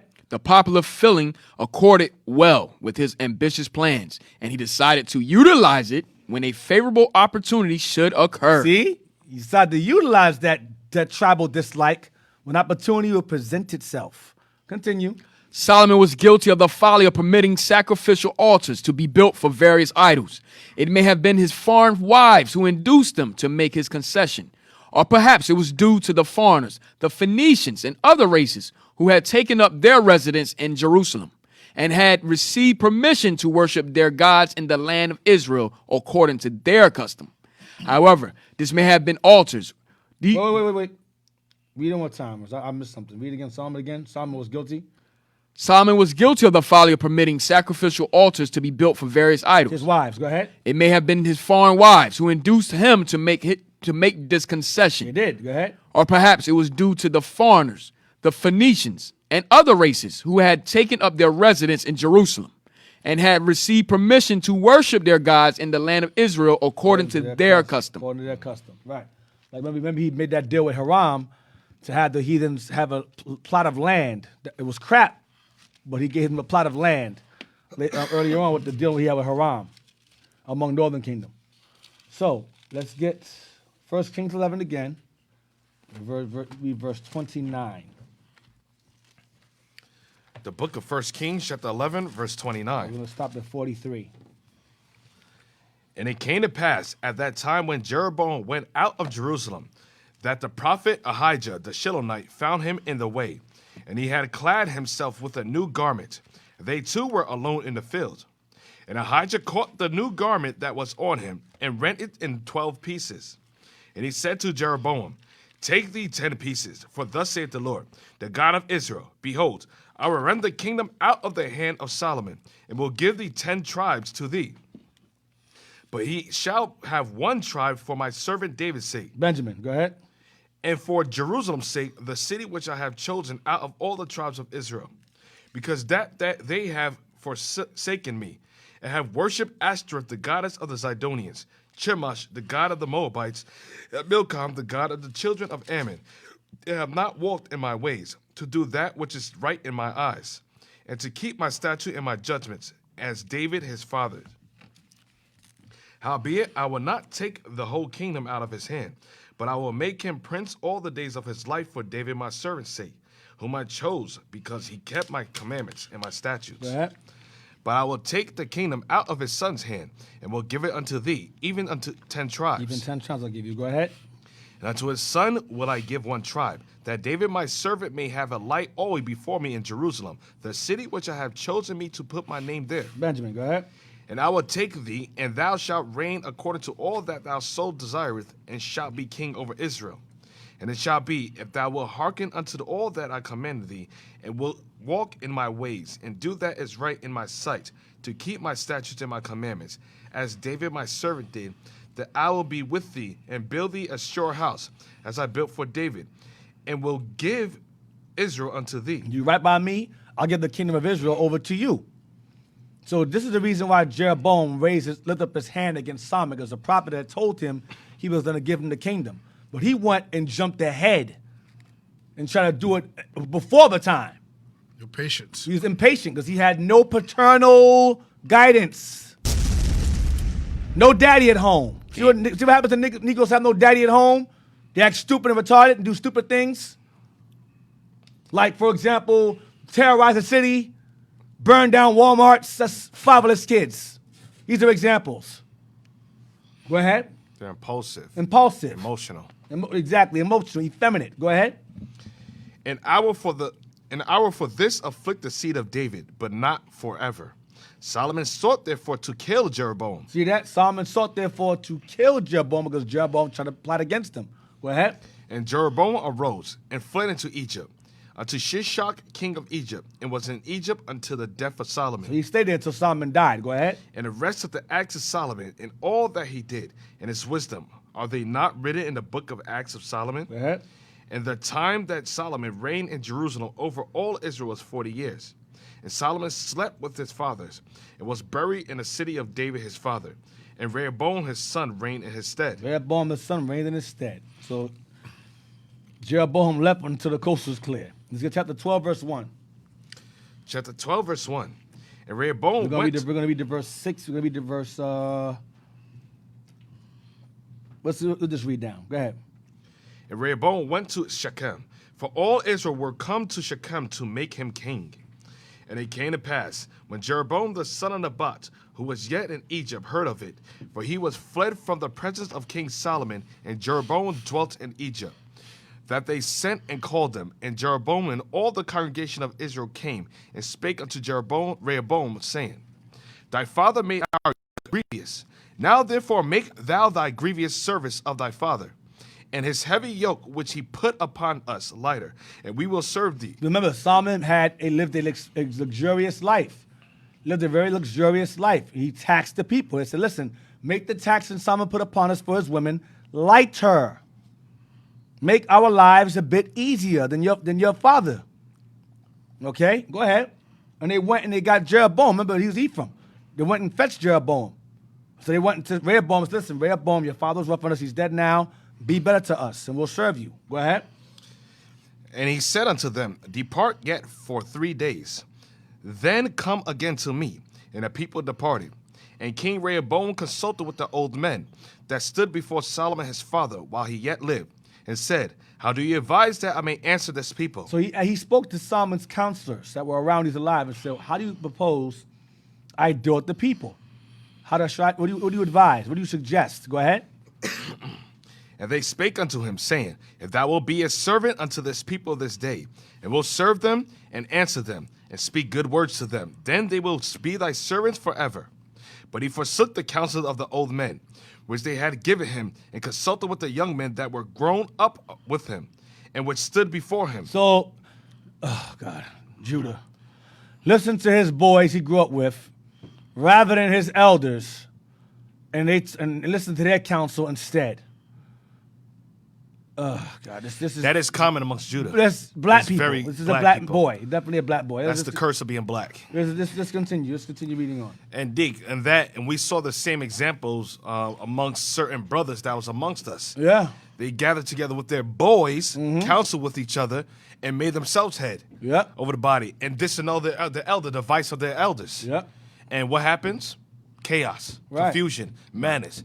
Now you're standing on the screen with 2 legs up in the air, twerking. Now you're damn new twerk queen. You're the damn gully queen of Israel. Right. Having morning yeah. walks with men rather than You're having lonely walks with men, smoking 1 minute. blunts. And, you know, we don't have 1 minute. Might as well go on a rant. Yeah. You know, smoking blunts, having lonely walks with men, Right. talking about 2. You know, now you have multiple wives, 2 Right. wives, In and a somebody else's boyfriend. house. In somebody else's house. Yeah. Damn. That's what happens when you listen to your friends. He got cancer, you got cancer. He's telling you how to kill cancer, but you got cancer. How do you know Right. how to cure cancer? You got cancer. Yeah. That make no sense. Why don't you kill yours first and teach me how to kill mine? Right. Exactly. So on that, we're gonna leave the niggas alone on a break. We're gonna go on a break now. So stay tuned. Hey, we got 38 seconds for niggas. Do we have 30 seconds left Yeah, let's- for Negroes? yeah. Let's continue. Let's talking about continue the rant. So yeah, like we were saying, that's why we read earlier how Jeroboam had no paternal guidance, so he acted on impulse. You know, he was compulsive. Likewise, these young black boys today, running around in Philly, pretending that they care about Walter Wallace, who was killed, destroying things, destroying stores, taking Instagram pictures of Henny bottles. Why? For Wallace, he's Sick. gone. Sick. That goes back to a fatherless house. And Dick, if you read the thing, there's 11 people that got killed behind that thing. Wow. So it's like they was fighting each other for whichever one that took something that they wanted. Right. And they're killing each other for, off for of killing that. each other, all for Walter Wallace. Yeah, okay, whatever. So we're going to take a break on that. Stay tuned. Shalom. Shalom. All right, shalom.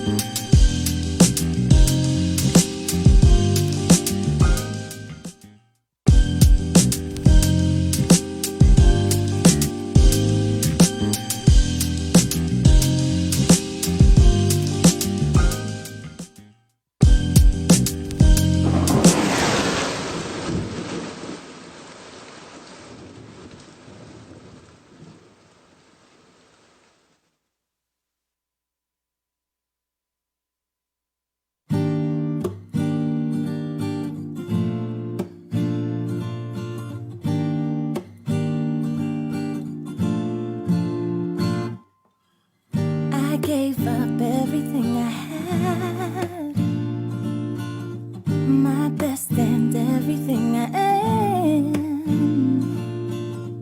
Now I'm throwing in the towel like it was nothing. I turned around and walked away like it was nothing. Now they saying, did we ever know the real you? I'm certain I'm the one who's changed.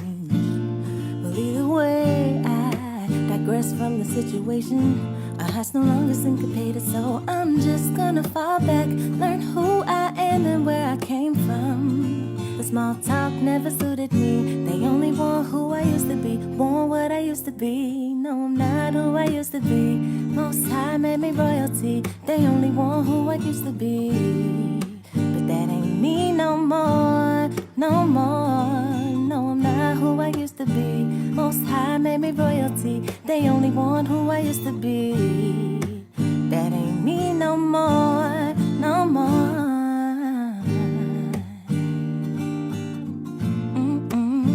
No, it really isn't. That ain't me no more, no more. My name, they changed. That ain't me. So I went and took back, I took back what's mine. Had them blinders on, now I see. Should've took heed sooner, red flags was waving. I let it ride so my life about caved in. I remember when I wanted just to fit in, but lately I'm the one who's changed. Well, either way, I digress from the situation. Our heart's no longer syncopated, so I'm just gonna fall back, learn who I am and where I came from. Small talk never suited me. They only want who I used to be, want what I used to be. No, I'm not who I used to be. Most High made me royalty. They only want who I used to be. That ain't me no more, no more. No, I'm not who I used to be. Most High made me royalty. They only want who I used to be. That ain't me no more, no more. I wasn't worthy. No, I wasn't. Most High, He called me. Yeah, yeah, yeah. I wasn't worthy. No, no. Most High, He called me.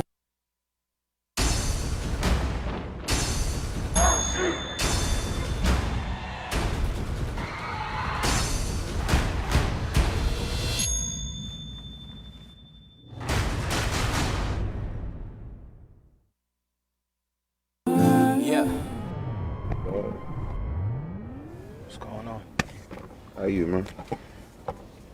I'm good, man. I'm doing better, you know? Did you know that Andre 3000 is worth $45 million? No, I didn't. I didn't think about it. I mean, what does it matter? Money is important, which is the reason we are gathered here today. If you would, you need money. We all need money. So I need you to move this for me, man.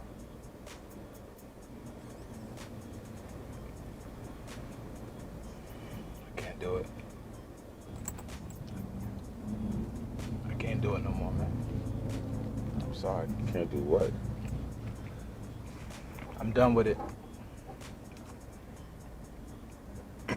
See, the crazy thing about your career is I tell you when you're done and you're not. So, Friday. Look, Look, I appreciate everything you've done. You know what I'm saying? Like, look, you done been there a lot of times for me. You know what I mean? You done got me out of a lot of sticky situations. And trust me. Look, I remember all the shit that you did. I don't got time for it, neither do you. I don't like being out here holding this up like that. So just go ahead and take that and I'll call you tomorrow. Alright? Yo, I know you think that I'm playing when I say this. If you want, I'll take the bag, but I can't take the stuff that's in it, man. What's your name now? Solomon? Okay. Solomon, let me tell you something. I don't know what you've been learning here at Iuic, IUIC, or IUIC, whatever this is. But this is what you are. You sell. You're a great salesman. Because if you don't, then we're just gonna have to replace you. So I think just hold on to it. Think about it. But just think about it by Friday having my money. Alright? So after everything, that's how you do me? Yeah. You gonna give me the ultimatum of this or replace me? Like, as if I don't know what that means? Come on, man. Funerals, they're not that expensive no more. Yo, you grew up with my big brother, man. And you know what happened to him. And you told me that no matter what, you was gonna hold me down. And now you telling me this? I can't do it no more, man. I just can't. It got my brother killed, and now you want me to die behind this? I mean, bro, listen, I'm going to the school now. I'm learning about, my history and all of that. Yo, we the Israelites, man. I can't keep doing this to my people. Like, you don't ever think about this shit, man? Don't ever think about the things that we doing out here? I'm done with it. I'm done. Listen, you do whatever you got to do.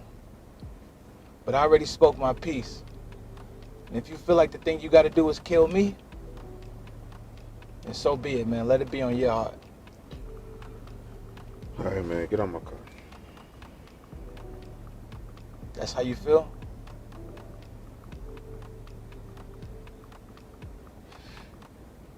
All right.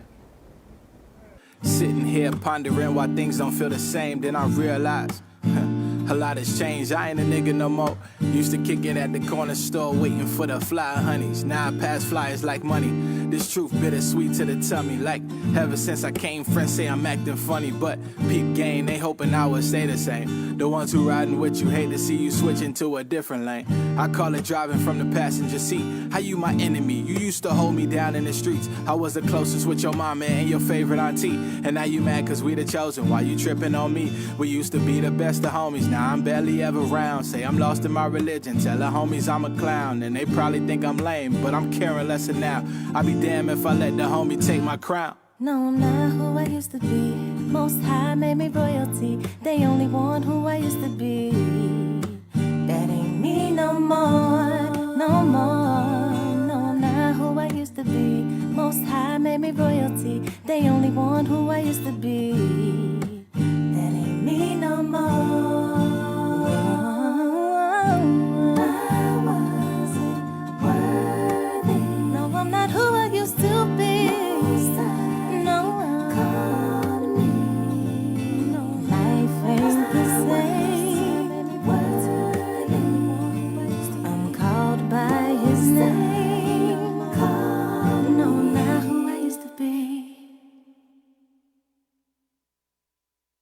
Joe Biden insulted millions of black Americans. If you have a problem figuring out whether you're for me or Trump, and you ain't black. Worse, Biden wrote the mass incarceration laws that destroyed a generation of black families. We have no choice but to take them out of society.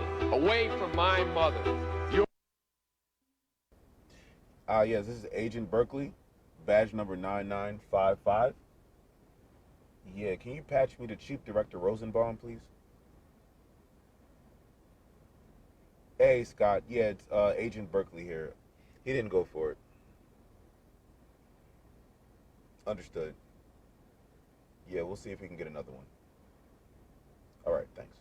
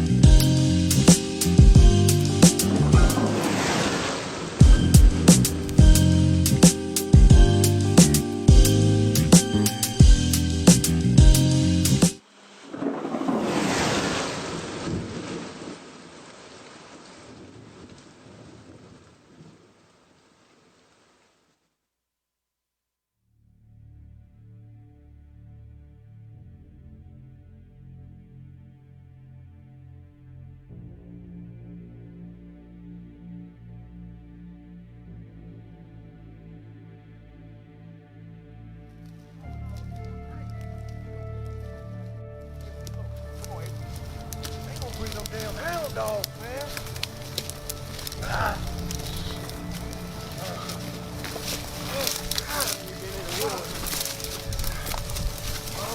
Come on, man. Bring your slow ass on. Come on, bro. How long we been at this? Been out here for a while.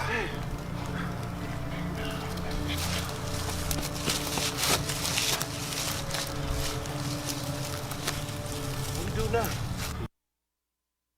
If you work in a team, you've got to try Monday.com. Go.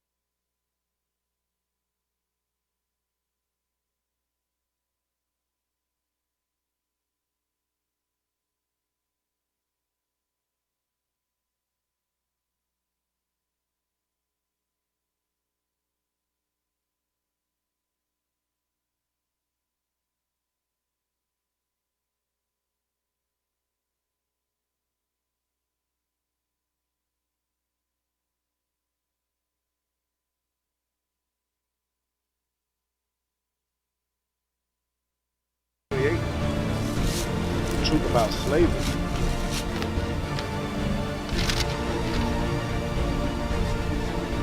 What does this mean? Ask him. Where you go? Where you go?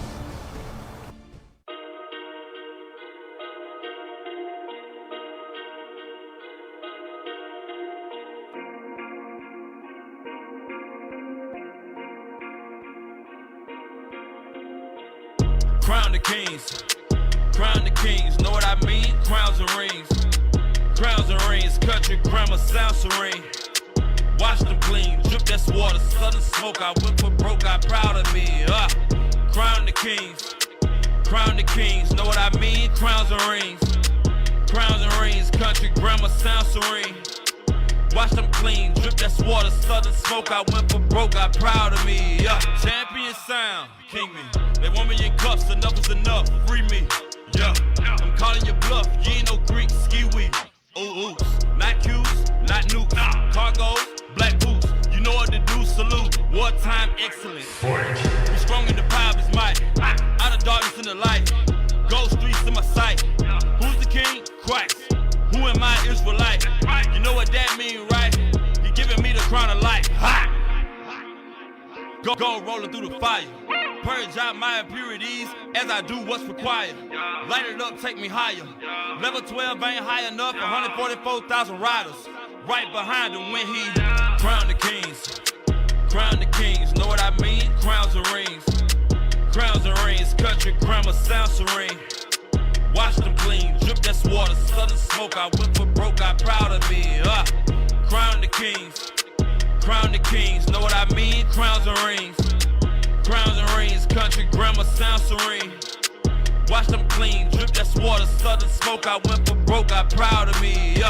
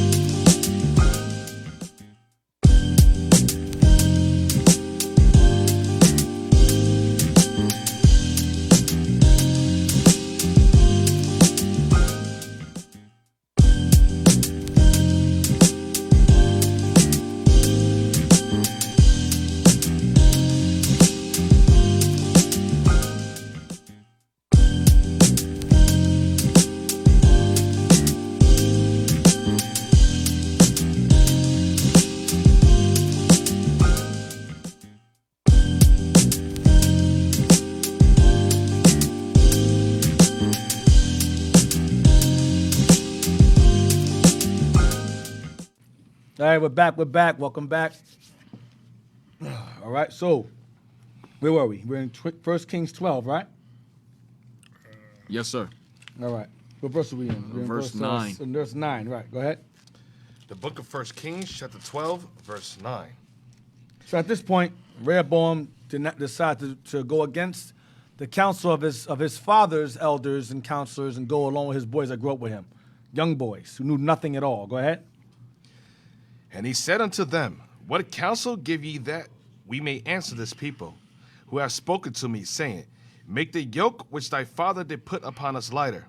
And the young men that were grown up with him spake unto him, saying, Thus shalt thou speak unto this people that spake unto thee, saying, Thy father made our yoke heavy, but make thou it lighter unto us.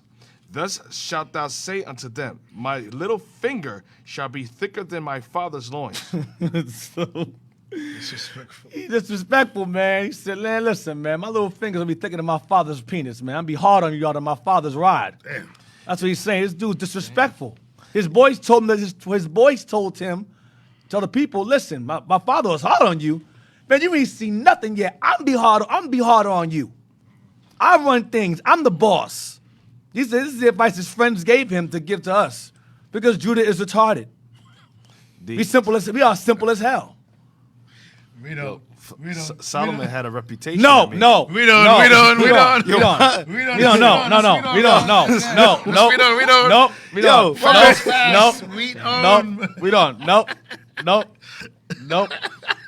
Nope. We don't, man. Let's go. Nope. No. Wow. Come on, Cap. No. Man. No. Let's go, Cap. No. Leave that thing alone, man. No. Yo, what's wrong with this dude, man? He's talking about opportunity presented something, man. Oh, man. You're going to have more kids than me, man. I'm telling you, man. What's going on with you, man? What's wrong with this dude, man? I don't understand Solomon it, was man. that dude, man. That's it. That That's dude. it, man. That's it. Oh, my gosh, man. Yo, why is his son talking about his loins? Yo, I don't Yo, know, this all man. throughout the script is talking about Solomon's loins. I don't know, man. No, Dad. Don't try to open it. Don't try We to done, man. open We it. done, Don't right? try to open it for that, man. Don't do it. Let's go. We're going to continue. We're going to go. Verse 11. Verse 11. And now we're at, come on. And now, whereas my father did lay you with a heavy yoke, I will add to your yoke. My father had chastised you with whips, but I will chastise you with scorpions. That's what he meant. I'm be hard on you than my father was. Go ahead. He's flexing. For no reason. He's basically flexing on the people. He had no reason to do that, but his boys saying, yo, man, you gotta make your presence known, man. You the king now. Yeah. Make your presence known. Let them know you don't play no games. You the man. But you're the man, and there was no need for that. All they asked was to make the taxes lighter, be easier on us, and we'll be all right. We'll serve you without problem. But listen to his boys. It was all the Lord. It was the Lord's prophecy. Go ahead. Remember on the prophecy of Ahijah the Shilonite, what he told Jeroboam. Go ahead. So Jeroboam and all the people came to Rehoboam the third day, as the king had appointed, saying, Come to me again the third day. And the king answered the people roughly, and forsook the old man's counsel that they gave him. Go ahead. And spake to them after the counsel of the young men, saying, My father made your yoke heavy. I will add to your yoke. My father also chastised you with whips, but I will chastise you with scorpions. I'll make your life harder. Go ahead.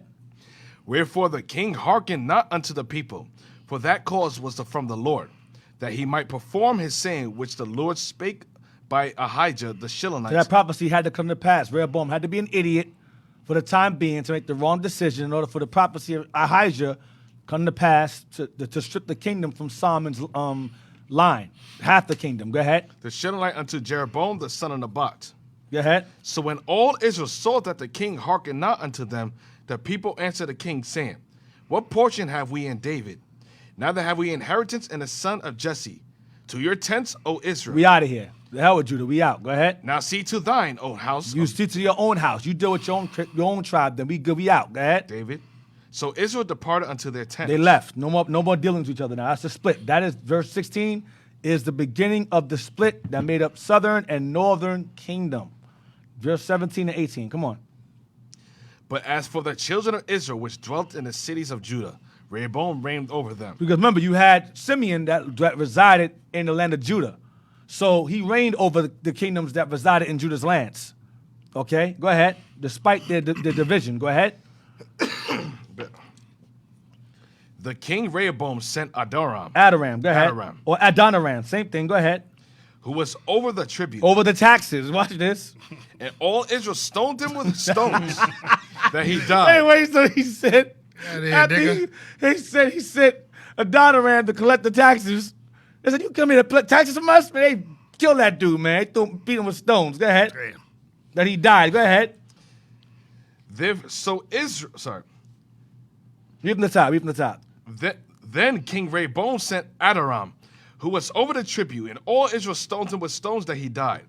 Therefore, King Rehoboam made speed to get him up to his chariot. We out of here. Because he was there too. So he said, we out. Get out of here. This dude go. To flee to Jerusalem. He dipped. He came there with him. Where my money at? Where the taxes at? The taxes? What? Get out of here, man. Get out of here, nigga. Get out of here, man. We don't deal with you no more. The hell with you and your taxes. All right, so now let's get 19. We on down to 19. So keep that name in mind. Keep that name in mind. Adoram. Keep that name in mind. We're gonna read to verse 33. Go ahead. Verse 20. And it came to pass when we're in verse 19. Verse 19. So Israel rebelled against the house of David unto this day. So unto the day that this is written, Kings is written, there was rebellion, there was division between both southern and northern kingdom unto that very day. That Kings was written. Go ahead. And it came to pass, when all Israel heard that Jeroboam was come again, that they sent and called him unto the congregation, and made him king over all Israel. There was none that followed the house of David, but the tribe of Judah only. Go ahead. And when Rehoboam and Benjamin also came behind. Go ahead. And when Rehoboam was come to Jerusalem, he assembled all the house of Judah with the tribe of Benjamin, and 180,000 chosen men, which were warriors, to fight against the house of Israel, to bring the kingdom again to Rehoboam, the son of Solomon. So Rehoboam was going to come and take the kingdom back by force with Benjamin. Now that's the problem right there. Judah and Benjamin together is a problem. A serious problem. With who are warriors. That's a serious problem. You know it's a problem when Benjamin alone can handle all 11. the 11 tribes. Yeah. That's crazy. So you got Judah and Benjamin together? Woo! So watch what happens. Watch this. Go ahead. But the word of God came unto Shemaiah, the man of God, saying, Speak unto Rehoboam, the son of Solomon, king of Judah, and unto all the house of Judah and Benjamin, and to the remnant of the people, saying, Thus saith the Lord, Ye shall not go up, nor fight against your brethren, the children of Israel. Don't fight them. Go ahead. Return every man to his house, for this thing is from me. This division is from me. It's of me. Leave it alone. Go ahead. They hearkened therefore to the word of the Lord, and returned to depart according to the word of the Lord. Go ahead. Then Jeroboam built Shechem and Mount Ephraim. He built Shechem and Mount Ephraim. Go ahead. And dwelt therein, and went out from thence, and built Penuel. And Jeroboam said in his heart. Remember, this is the dude I was raised without a father. Stupid impulses. Okay, go ahead. Now shall the kingdom return to the house of David. If this people go up to do sacrifice in the house of the Lord. If the people go up to the temple to sacrifice in Jerusalem, go ahead. Then shall the heart of his people turn again unto their Lord. You'll turn back to Rehoboam. Go ahead. Even unto Rehoboam, king of Judah. They shall kill me, and go again to Rehoboam, king of Judah. So this dude was afraid, despite the prophecy that was told him he was going to have power over the 10, he still had fear that the 10 would turn against him and go back to Judah. Because he was an idiot. Like Rehoboam was an idiot. He had two idiots ruling over our people at this time. Go ahead. Whereupon the king took counsel, and made 2 calves of gold, and said unto them, It is too much for you to go up to Jerusalem. So unfortunately, Jeroboam was a bigger idiot. He said, let's serve other gods. I'm going to get them idols to worship. Rather than leave me, I'll have them go and sin first. This madness. Go ahead.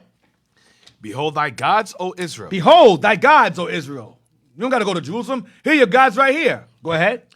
Which brought thee up out of the land of Egypt. These are the gods that brought you out of Egypt. These golden calves that Aaron made back in the wilderness that he got killed for doing. That Israel got killed for in the wilderness. Yeah, and Dick, remember he just came from Egypt too. Yeah, he was in Egypt right. For a few that's years. right. He escaped from Egypt. Yep. So he got knowledge of that. He came out of Egypt. He came back from Egypt. Heavy. With all these damn idols. All them idols. That's He brought true. the idols over here with him. He grew up, yeah. Go ahead. Simple as hell. Go ahead. And he set the one in Bethel. He put one in Bethel. And the other put he in Dan. Another one in Dan. Dan went way the hell off so much that Dan took it to another Dan level. damn they got a right. The Most High just shrunk them into nothing down there. Dan. Go ahead.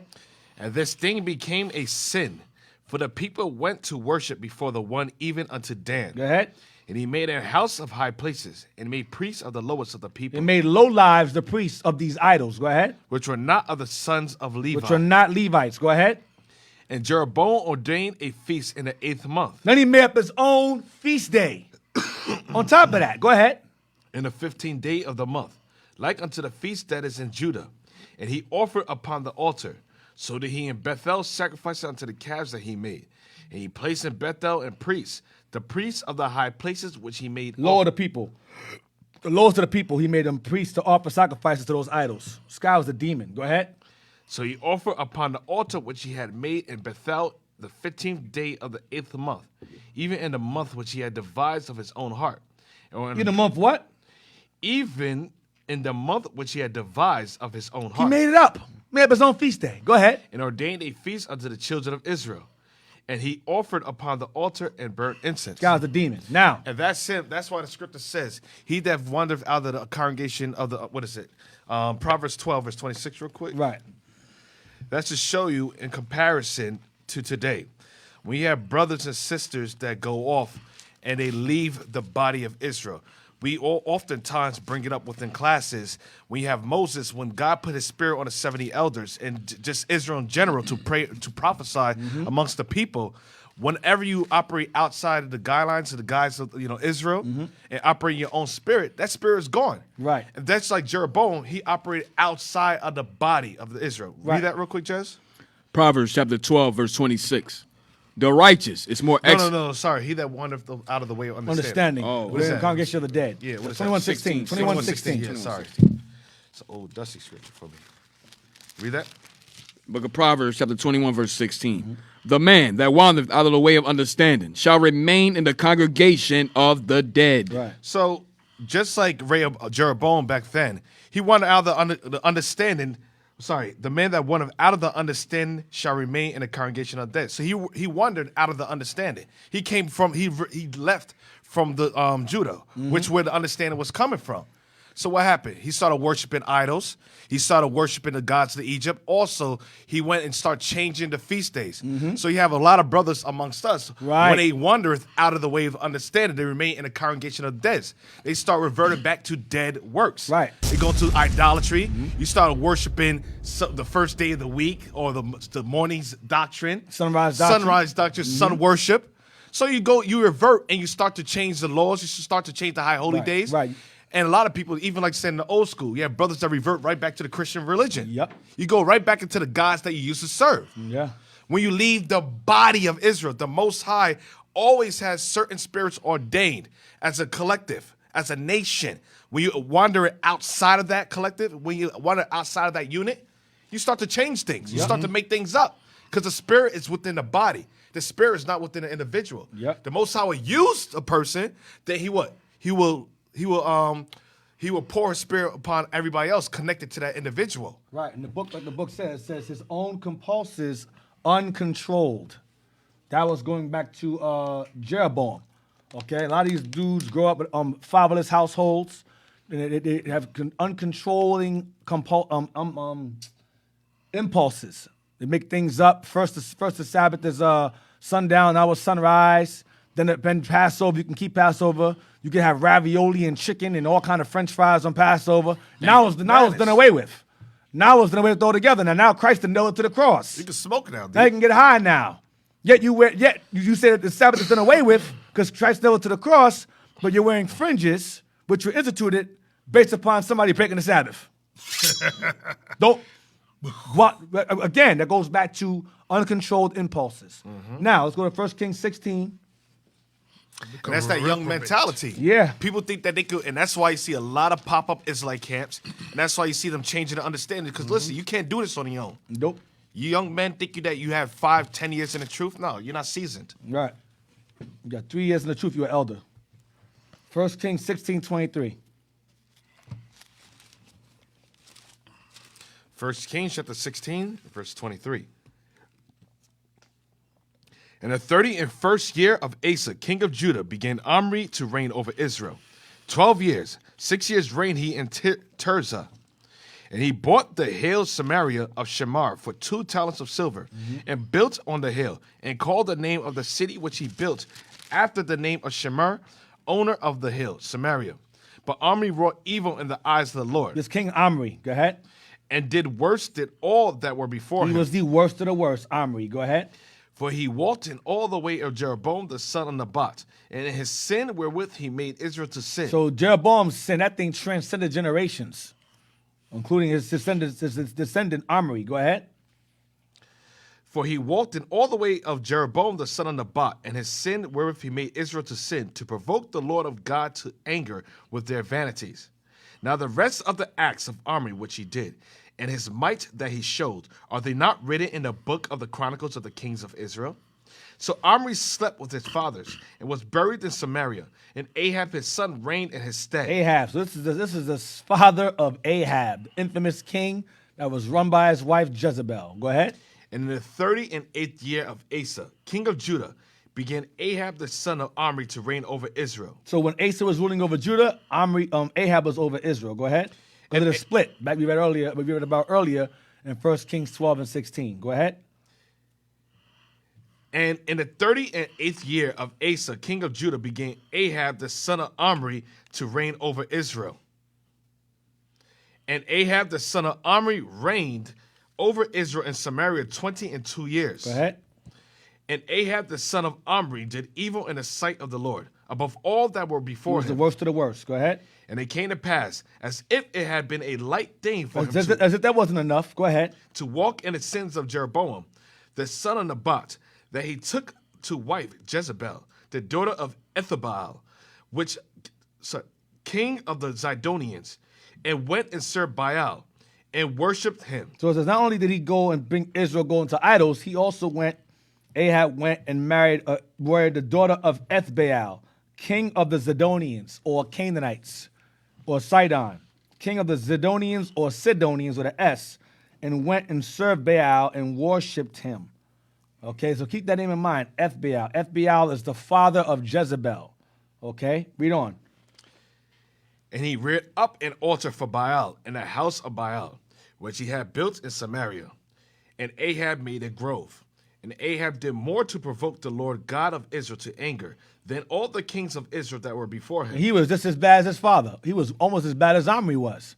So like father, like son. Now. Let's get history again. History again. We're going to get page 194 now. And we're going to start at... let me go to it. I will see side And stuff. that also goes into, like I said, when you look at the history of the kings of Israel, northern kingdom, down their line, their lineage, from Jeroboam downwards, you didn't really see any good kings whatsoever. It was no good kings out of the northern kingdom. No, none. Which shows you when Christ says salvation is of Judah, it means it's through Judah the understanding and knowledge is going to come out. It's through Judah will show the remainder of the tribes how to properly worship the Most High, the Father. Because people, like I said, just like we was talking about earlier, where you have the brothers that leave the body thinking that they could establish their own entity and do things in their own, the Spirit's not given to them. Just like the Spirit wasn't given to the northern kingdom to rule by themselves. Right. That Spirit was always given to Judah. You cannot go against the Scriptures. Nope. And establish your own. That shows you this whole thing is spiritual. The Most High says, the Most High exalteth and sanctifies. Some he is ordained and made close unto him. So going with the Spirit, you cannot go against the course. You cannot go against the course of the river. You might as well just go with the flow of the river. Right. That's the problem. Even with Northern Kingdom that leave, a lot of Northern Kingdom leave and try to say, oh, we could do this without Judah. And where are they now? Right. Where's the camps? Where's the teachings? Right. Gone. Where's the camp teachings? None. Gone. None. Yeah. Follow the course. Right. And also, this is where, when you start reading about that, this is where you get the strangers, the heathens, right, the Greeks, and getting that to kind that, of stuff. Right. Leading up to that. This is where once you start reading from there, that's when we read in the New Testament. That's what Paul was referring to. I brought that out last week. Right. So we're going. That's why I said we're going backwards. We're going back before that. So let's read on. We're going to read page 194 to page 197. We got a lot to read. So let's try to get speed a little. Let's try to get through it. Read Omri endeavored. We'll start from the top. I don't really see. We'll just start from Omri endeavored, from the very top, and read all the way down. Omri endeavored, in the first place, to make peace with the representative of the royal house of David, and to impress upon him the advantages to both of them, pursuing an amicable policy. Amicable policy. Go ahead. Amicable policy. They might in that way obtain their former sway over the countries which had once been tributary to them. For a long time, friendly relations were actually established between the two kingdoms. Southern Kingdom, Northern Kingdom. Go ahead. And they supported instead of opposing each other. Omri also cherished to a great, perhaps even to a too great degree, the hope of a friendly alliance with Phoenicia. He desired that a part of the riches which their extensive maritime expeditions and trade introduced into that country. Phoenicia's going back to the Zidonians, the ancient Zidonians or Canaanites that had possession of that land. All right? That land was referred to as Phoenicia. All right? Read on. Might also flow into his own kingdom. At this time, various kings had waited to the throne in Tyre through the blood of their predecessors until at length Ethbaal. Remember Ethbaal, go ahead. A priest of Astarte. This Ethbaal or Ithabal is the father of Jezebel. We read that name earlier. Go ahead. Ascended the throne after the murder of his predecessor Phallus. Right, go ahead. The disastrous occurrences in Phoenicia had greatly weakened the land. So the disastrous occurrences in Phoenicia made the land weak. Go ahead. The great families had been compelled to emigrate and had founded colonies on the north coast of Africa. So there was war going on within the Zidonian kingdom. The Zidonians. This is Hiram's family line. This is Hiram's family. So it says what? It says what? Read it again. The disastrous what? The disastrous occurrences in Phoenicia had greatly weakened the land. Go ahead. The great families had been compelled to emigrate. Great families have been compelled to emigrate. The great families or royal families have been compelled to leave this area of land. Watch this. And had founded colonies on the north coast of Africa. Carthage. Northeast Africa and other parts of Greece and so forth. We're going to find out who that is. Who this is later on. And Israel followed behind them also. Israel was amongst them, mixing amongst them. This goes back to Hiram. Remember, Hiram's mother was Northern Kingdom. So you had Northern Kingdom that decided to flee along with them to these areas on the north coast of Africa, which would be Carthage. Keep that knowledge and information, keep that understanding in mind. It's going to be very important as we proceed on. Go ahead. The kingdom of Damascus, which had acquired great power, sought to obtain possession of the productive coastline of Phoenicia. Ethbaal, therefore, had to strengthen himself by means of alliances. Syria was trying to take over. Go ahead. The kingdom of the 10 tribes was nearest to him. Right, because we live right there. We shared the land. Go ahead. Omri and Ethbaal therefore had common interests. Right. And formed an offensive and defensive treaty. The league desired both powers was the league desired by both powers was confirmed by an intermarriage. Was confirmed by an intermarriage. Some did the same thing. It was business. Through alliance, they intermarried through alliances to form treaties and family bonds. So Omri decided to marry marry into Ethbaal's family. Go ahead. Omri's son Ahab married Ethbaal's daughter Jezebel. Here we go. A marriage. Jezebel or Isabel, same name. Go ahead.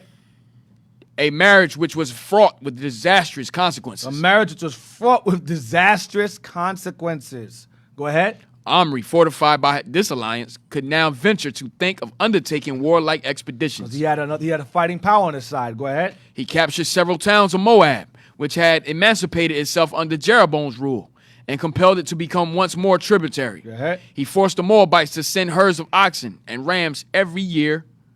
As tribute. Next page. As tribute. As however. Hold on.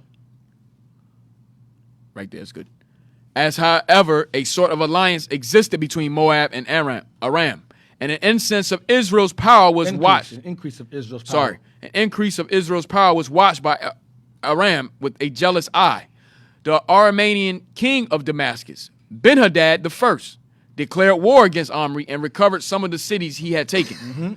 Omri was forced to accept peace with Ben-Hadad on hard terms and bound himself to open the caravan roads through the kingdom of Israel and to allow free passage through the land. Omri thereupon entered into a closer alliance with the kingdom of Tyre and pursued the plan of assimilating his people to their Canaanite neighbors. Whoa, what did Omri do again? Come on. Omri thereupon entered into a close alliance with the kingdom of Tyre and pursued the plan of assimilating his people to their Canaanite neighbors. Of assimilating northern kingdom into Canaanite customs. Into Canaanite customs. So northern kingdom. Now you see where that how you call it? The voodoo? Yeah, that's Brujeria, all that stuff. That's where it came from. Yep. That's where it comes from. Go ahead. Why should he endeavor to keep Israel separate from the surrounding peoples? What would it not be wiser and better to permit the kingdom of the 10 tribes to assume a Phoenician or Tyrian character? See that? Let's become Phoenicians. Let's become Tyrians. Let's become Canaanites. I go back to Ezekiel 25. You shall be as the heathen. Same thing again. Go ahead. United as they were in language and customs, might not the two races become more closely welded together if the Phoenician form of worship were introduced into the kingdom of Israel? Omri led the way to this union. He introduced the service of Baal and Astarte as the official mode of worship. He built a temple for Baal in his capital of Samaria, ordained priests, and commanded that sacrifices should be universally made to the Phoenician idols. He desired to see the worship of the bull, as observed in Bethel and Dan, abolished. It seemed to him too distinctly Israelitish in character, and to be likely to maintain the division between the Israelites and Phoenicians. Right, so he thought there was a problem if we maintained ourselves as Israelites while being allied with Canaanites. We should just become Canaanites too. Let's be Americans. The hell with being an Israelite, the hell with that, let's be Americanized. Right. Same thing, he's pushing the same thing. Wow. He's pushing democracy. That's what he was pushing. That's why I said he did worse than all the kings before him. This guy was the worst. Omri was the worst. Go ahead. And also, D, that also proved that the Samaritans were Israel. Yeah. Remember it says in the capital of some. Go back down a little bit. Where was it? Right there. Says Baal and Astarte as the official mode of worship. And he built a temple for Baal in his capital of Samaria. Right, and that's what the scripture says, right? Right. Isaiah, is it Isaiah 7 and 8? Oh, yeah, 7 and 8, yeah. Go ahead. Jehovah adored with or without a visible image was too striking a contrast to the Tyrian Baal or Adonis. Hold on, Jehovah adored with or without a visible image. Jehovah adored with or without a visible image. That means we had depictions of the Father. We had depictions of the Son as well amongst us. Go ahead. Was too striking a contrast to the Tyrian Baal or Adonis for Omri to permit his worship to remain. So one God had to go. One God had to go, and Omri said, get rid of the God of Israel. Get rid of that one. Go ahead. Omri's innovations were of far greater import than those of Jeroboam. Or to speak in the language of the Bible, he acted yet more sinfully than his predecessors. He was the worst. Worst Negro ever. Go ahead. He desired to rob the nation of his God and of his origin. Damn. He desired to rob the kingdom of his God, nation of his God, and where it's from, his forefathers. The hell with the forefathers. The hell with your people. Go ahead. He desired it to forget that it had a special nationality in contradistinction to that of the idolaters. Damn. He said the hell with being us better than the nations. We are the nations. This dude was the worst. God's laws are done away with. God's laws done away with. Yep. We all Americans now. We're Greeks now. Damn. This guy was a king. This guy was the worst. Go ahead. History has not recorded. All right. There you go. I'll come back. All right. History has not recorded how these changes were received. So history doesn't record how people either gave into these things or didn't. Doesn't record that. But you know that some Israel went off into that nonsense and some did not. Go ahead. His son Ahab, reigned 922 to 901, was destined to continue the work. His father bequests, as it were. In furtherance of the latter's projects, he naturally kept up the close connection with Tyre and with the king of Judah. But the execution of a charge involving the severest attacks on the inner convictions of man is, in spite of all one may do, dependent on circumstances or contingencies beyond the calculations of the wisest mind. Two kinds of obstacles intervene to prevent the Canaanization of the 10 tribes. We read again. Two kinds of what? Two kinds of obstacles intervene to prevent the Canaanization of the 10 tribes. Two kinds of obstacles intervene to prevent the Canaanization of the 10 tribes, meaning them becoming Hamites, basically. Go ahead.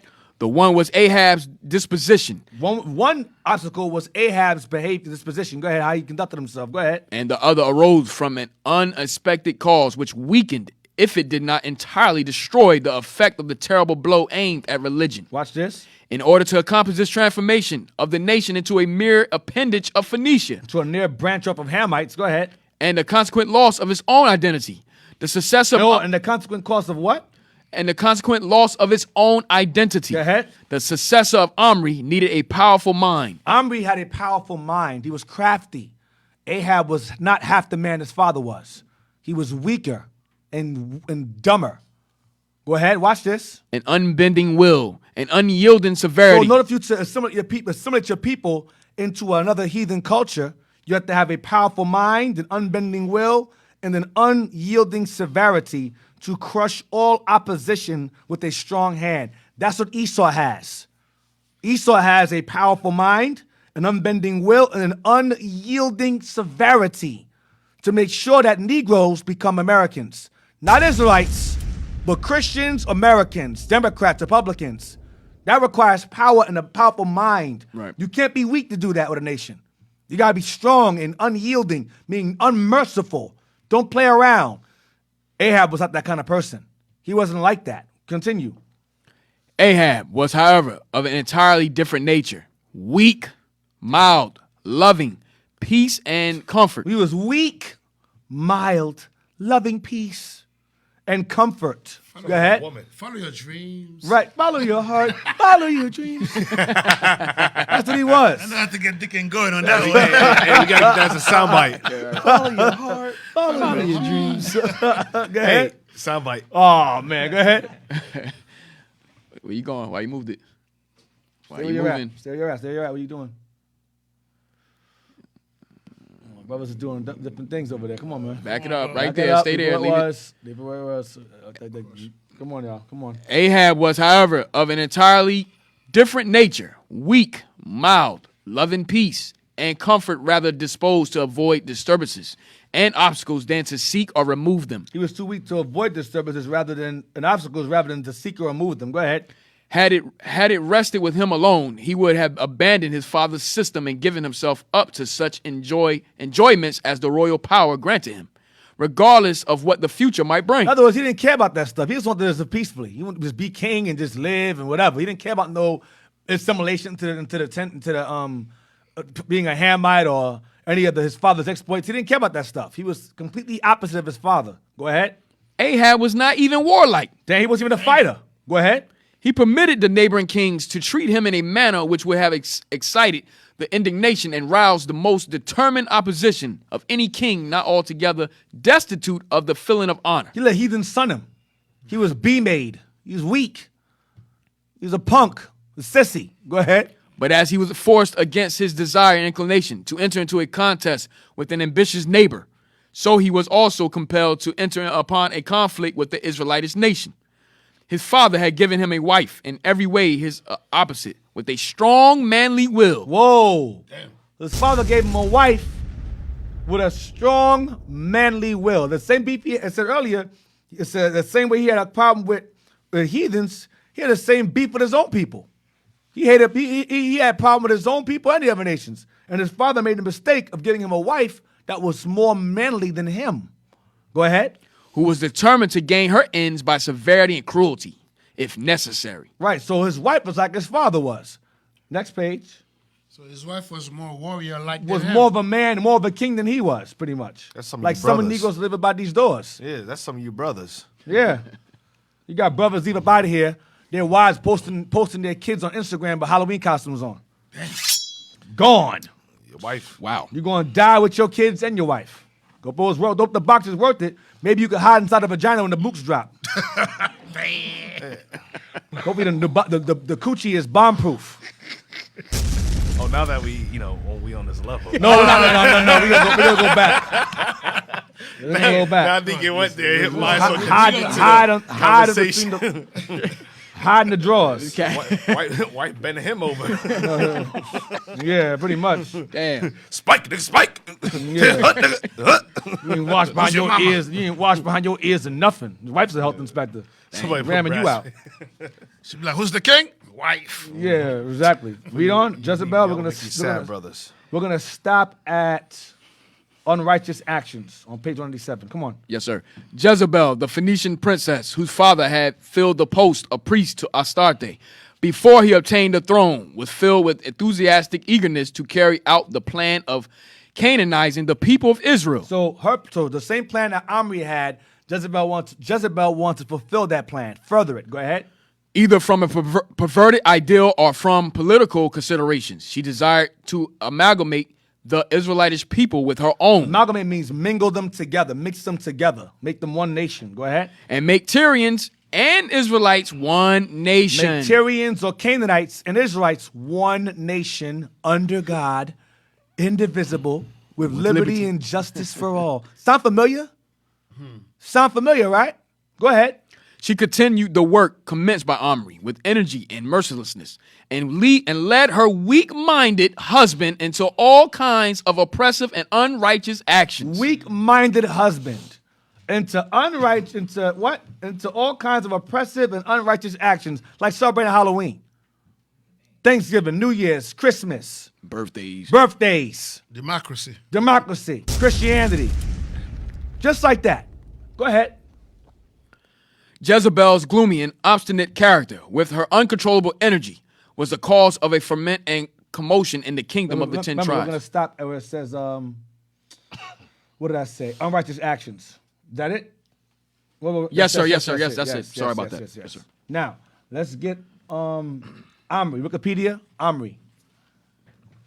I'm going to get some more detail from Wikipedia on Omri. I will use Wikipedia. I don't give a damn what black people say, because your opinions don't matter. You barely even exist to me, to be honest. That's right. You're just like nuclear bomb food or something. For those of you that are new on here, when we say black people, we mean the black mentality. Right.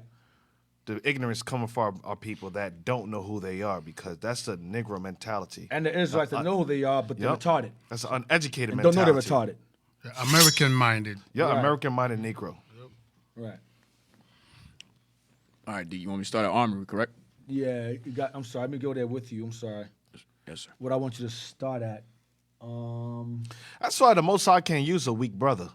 You cannot. You cannot. And we don't want weak brothers next to us. We'll curse you out. We're going to click on the Amr Isaiah dynasty. 3 and 12. We're going to go to the Amr dynasty. Shows you the destruction a weak brother could do to the I nation. wrote this a long time ago. So And putting a weak brother in position of power. That's the worst thing you could do. Next thing you come into the congregation, you got women sitting on the men's side, women up in the congregation. Yo, Women bro, what you sitting down on the podium? Yeah, sitting on the podium. That's why every man should rule in his own house. If a man does not know how to rule his own house, how can he take care of God? Right. Read that. Read the Amr dynasty. Go to the short-lived dynasty. Let's go there. I don't know why I wrote this down. I wrote this down a long time ago. I'm just going to just figure it out as you go. It'll just come to me. Go ahead. The short-lived dynasty founded by Omri constituted a new chapter in the history of the northern kingdom of Israel. It ended almost 50 years of constant civil war over the throne. There was peace with the kingdom of Judah to the south, and even cooperation between the two rival states, while relations with neighboring Sidon to the north were bolstered by marriages negotiated between the two royal courts. The state of peace with two powerful neighbors enabled the kingdom of Israel to expand its influence and even political control in Transjordan. And these factors combined brought an economic prosperity to the kingdom. Go, move it up.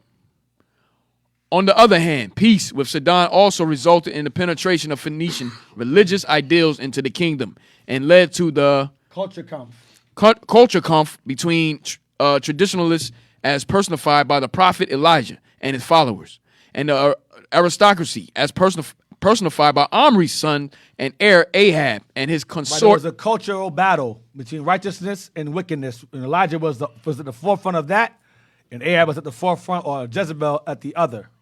Go ahead. And his consort Jezebel. In foreign affairs, this period paralleled the rise of the kingdom of Aram based in Damascus. And Israel soon found itself at war in the northeast. Most threatening, however, was the ascendancy of Assyria, which was beginning to expand westward from Mesopotamia. The Battle of Karkar, 853 BC, which pitted Shalmaneser III. Which pitted Shalmaneser III. Go ahead, Assyria. Which pitted Shalmaneser III of Assyria against a coalition of local kings, including Ahab, Right. was the first clash between Assyria and Israel. It was the first in a series of wars that would eventually lead to the destruction of the kingdom of Israel in 722 BC. By Shalmaneser V. Go ahead. And the reduction of the kingdom of Judah to an Assyrian tributary state. Go ahead. In 841 BC, the Assyrian king Shalmaneser III campaigned along the Mediterranean coast and forced Jehu to pay tribute. Assyrian kings frequently referred to Omri's successors as belonging to the house of Omri. Right, Bits Humuria. All right, house of Omri. His successors as the house of Omri. Keep that in mind. Keep that in mind. Let's go to Dido. Let's go to Dido now. Go to Dido. You read earlier in this book about how I think that was page 190, where it says that due to issues, they fled to parts of Africa. Remember that? Hopefully y'all paying attention. Where I read earlier, it says disastrous occurrences in Phoenicia had greatly weakened the land. The great families had been compelled to emigrate and had founded colonies on the north coast of Africa. Because the Sidonians or Tyrians or ancient Phoenicians started getting weakened, started to become weakened in power. So they started to lead it based upon internal fighting, and they fled to areas of Africa. Read here. Dido. Ancient Greek pronunciation, jump down. Also known as Alyssa or Elissa. That's another name for her, Dido or Alyssa. Go down to chronology. Right there, click on chronology. Click that. Yeah, read that. This understanding of the chronology related to Dido and her company resulted in the following dates for Dido and her intermediate relations as derived from F.M. Cross. But there was an argument about whether she existed or not, and she did. Go ahead. Baal Esar II. Right, Baal Esar II was the father of Ithbaal, okay, the father of Jezebel. Go ahead. Reigned from 846 to 841 BC. You got Matan I, 840 to 832 BC. 839 BC, Dido was born in Tyre. Right, she was born in Tyre. Go ahead. 831 BC, Pygmalion in Phoenicia, which is rendered in the Greek tradition as Pygmalion begins to reign. 825 BC, Dido flees to Tyre in 7th year, and Pygmalion after the death of Asubis. Come on. 825 BC, and possibly sometime thereafter, Dido and companions on Cyprus. Flee to Cyprus. Go ahead. Between 825 BC and 814 BC, Tyrians built a settlement on island of Khotan. Come on. 814 BC, Dido founds Carthage on mainland. There we go. So she finds Carthage on the mainland. She flees to Carthage. That's North Africa, North Ethiopia. Let's jump up now. Let's find out why.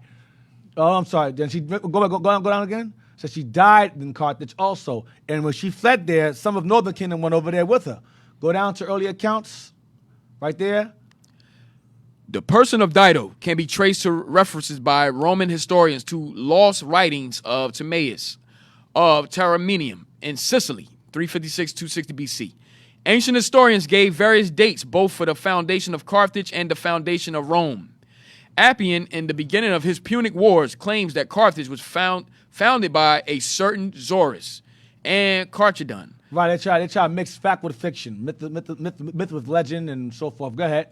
But Zorus looks like an alternative transliteration of the city named Tyre, while Carchedon is just the Greek form of Carthage. Jump up now, jump to the very top. Jump to the very top. Top with Dido. Yeah, read that real quick. Try to read this real quick. Let me see. Yes. Read down. Let's read on. Yeah, read that. Also known Dido, also known as Alyssa. Alyssa was the legendary founder and first queen of the Phoenician city-state of Carthage. Right, of North Africa. That's Africa, Carthage. She's the first founder of Carthage, and Israel was there with her. Go ahead. Located in modern Tunisia. Known only through ancient Greek and Roman sources, most of which were written well after Carthage's founding. Her historicity remains uncertain. Right, whether she was real or not, but most say she was. Go ahead. In most accounts, she was the queen of the Phoenician city-state of Tyre. Today, Sir in Lebanon, who flees tyranny to found her own city in Northwest Africa. In Northwest Africa, come on. Details about Dido's character, life, and role in the founding of Carthage are best known from the account given in Virgil's epic poem, the Aeneid, which tells the legendary story of the Trojan hero Aeneas. Right, so it's all mingled around in fact and fiction. Go down, that's why I say her existence is questionable, but she was in the chronology of kings. All right, SBL is in relation to her. What was he again to her? What did I read the chronology again? What did it say? Go back what did it say again? It says Dido, what did it say? SBL what? What was he? Dido and her intermediate...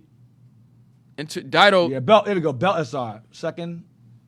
Okay, Belteshazzar the second, 846 to 841 BC. Right, Belteshazzar the second was the father of Ithbaal. Okay, and then what else? Go ahead.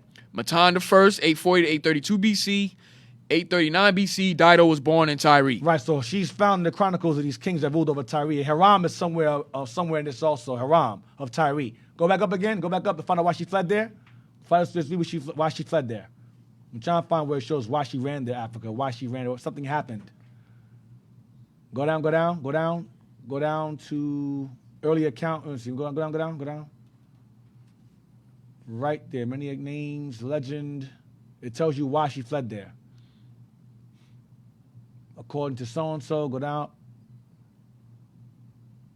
Chronology, understanding, go down. Early accounts. It tells you why. Just quoting, it's giving you different historical accounts as to why. The party arrived at Cyprus. Eventually, Dido and her followers? Read there. Go. It's somewhere in here. It's somewhere there. It says it. I see. Murdered. There we go. Murdered in there. Somewhere there. Go up. It's that paragraph there. Hurry up. We don't got much time. Right there. Justin quoting. It's right there. Justin quoting on paraphrasing Trogus states, 1846, a king of Tyre, whom Justin does not name, made his very beautiful daughter Dido and son Pygmalion as joint heirs. Right. Her brother and her were joint heirs. Go ahead. But on his death, the people took Pygmalion alone as their ruler. Though Pygmalion was yet still a boy. Right, he was so little. Go ahead. Dido married Asubis, her uncle, who as priest of Hercules, that is Melkart, was second in power to King Pygmalion. Right, Melkart. Keep that name in mind. That name Melkart. Keep that name Melkart. That name Melkart is where the term Hamilcar comes from. You know, Hamilcar was Hannibal's father. Hamilcar. Melkart is a god. They worship that god. Like you had Hannah-Baal, they worship Baal, and you had Hamilcart or Melkart. Okay, that's where that name comes from. Hamilcar comes from the name Melkart, and Baal is self-explanatory. Hannah-Baal, same thing, or Hanno. Go ahead, Melkart. Go ahead. Was second in power to King Pygmalion. Because remember, Northern Kingdom, they were successfully assimilated into Canaanite customs and culture. So we took that upon ourselves when we began to migrate in different areas. I'll get to that later on. Go ahead. Was second in power to King Pygmalion. Asubis, Sycabus, or Zachabus can be equated with the Zikar-Baal, king of Byblos, mentioned in the Egyptian tale of Winnemon.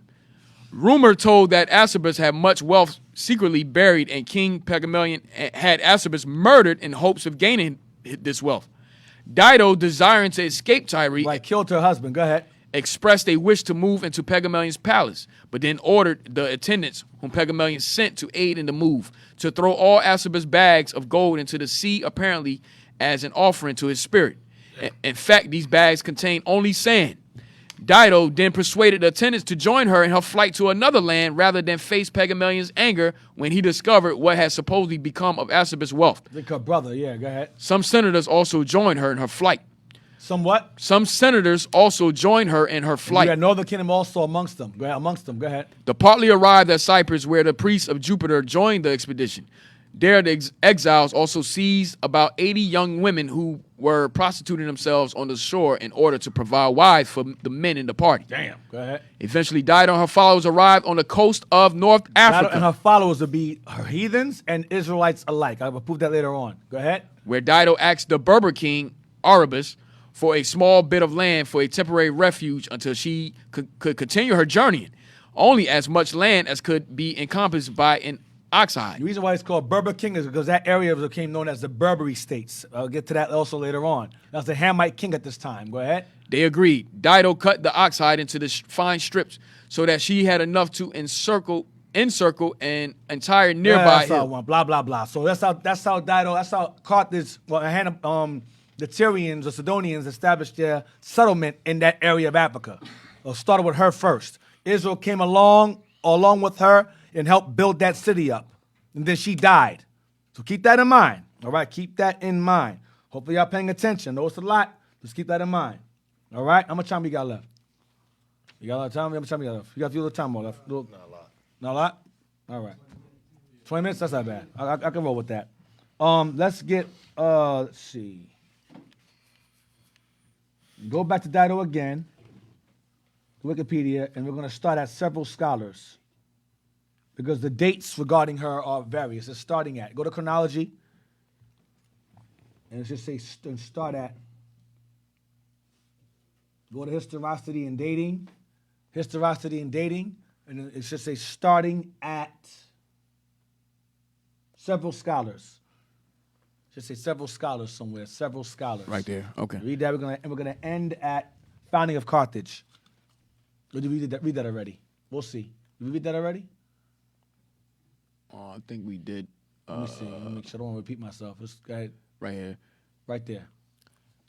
Several scholars have identified Baal Manzur, the king of Tyre, who gave tribute to Shalmaneser III. Shalmaneser III. That's the one that conquered Northern Kingdom also. Go ahead. In 841 BC, with Baal Azar, Phoenician form of the name, or Baal Esar, Greek form of the name, Dido's grandfather. Baal Esar is Dido's grandfather. Baal Esar is the father of Ithbaal. Okay, go ahead.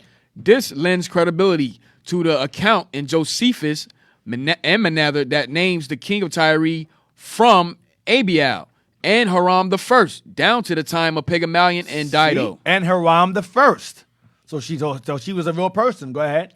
Another possible reference to Belizaros is found in the Aeneid. It was a common ancient practice of using the Hypocristicon, or shortened form of the name that included only the divine element. So that the Belus that Virgil names as the father of Dido in the Aeneid may be a reference to her grandfather, Baal Esar. Baal Esar II, I believe. Go ahead. Even more important than the inscriptional... Remember, we're going to stop at founding of Carthage. We stopped there already? Oh, yeah, keep going. I see it. Keep going. I see it. Keep going. Even more important than the inscriptional and literary references supporting the historicity of Pygmalion and Dido are chronological considerations that give something of a mathematical demonstration of the veracity of the major feature of the Pygmalion-Dido saga, namely the flight of Dido from Tyre in Pygmalion's 7th year and her eventual finding of the city of Carthage. Right, her founding of the city of Carthage. Is that it, founding of Carthage? Yes, sir. Oh, that's all I want. That's it. So the dates vary regarding when founding of Carthage. Keep going. Classical authors gave 2 dates for the founding of Carthage. Right. That's all I want. So some dates vary. Some say 814, some say 840, blah, blah, blah, blah, blah. That's all I want. So now let's get Caesar, book called Caesar and Christ, because we would use that all the time. I don't care if y'all know the title of that one. Caesar and Christ, page 39. Caesar and Christ by Will Durant, page 39. I'll give you that one. I know all that reading was a lot, Israel, but it's all going to come together. Yeah, I'm going to bring it all together. Just bear with me. I'm going to bring it together. You get it, you get it. You don't. Just watch the video again. All right. On page 39. What I tend to do is in my classes, I tend to repeat the same history with different sources. So if you didn't get it from Wikipedia, you're going to get it from here because I mentioned it here also. Page 39, Caesar and Christ. We're gonna stop at Phoenicians.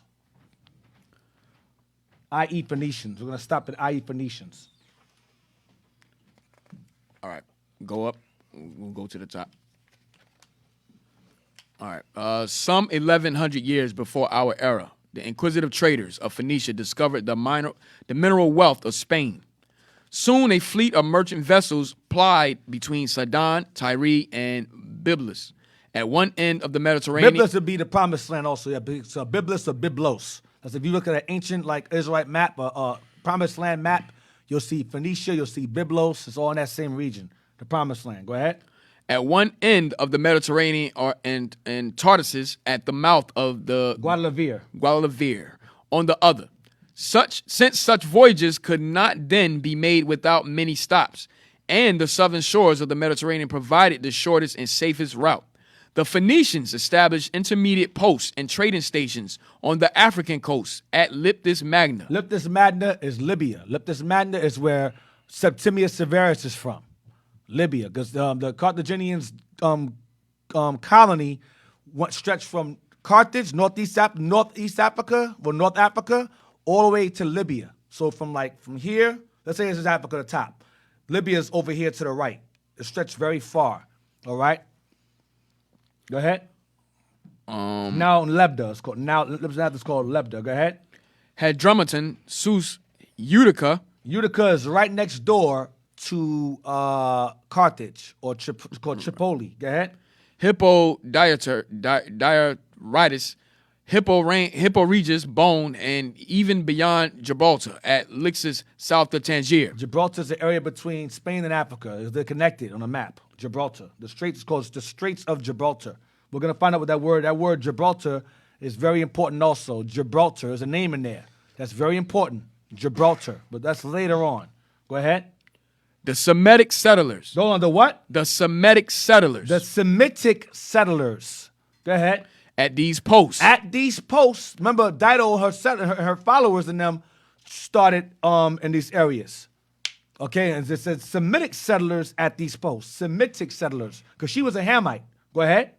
The Semitic settlers at these posts married some of the natives and bribed the rest to peace. So the Semites who dwelt at these posts, we read earlier, married some of the natives and bribed the rest to peace that lived there. So they can live there, bribed them. Go ahead. About 813 BC. About 813 BC. Remember, Dido is 814. Watch this. A new group of colonists, perhaps from Phoenicia, perhaps from expanding Utica, built their homes upon a promontory 10 miles northwest of the modern Tunis. This is Carthage. Go ahead. The narrow peninsula could be easily defended, and the land, watered by the Bagrdus River, was so fertile that it quickly recovered from repeated devastation. Go ahead.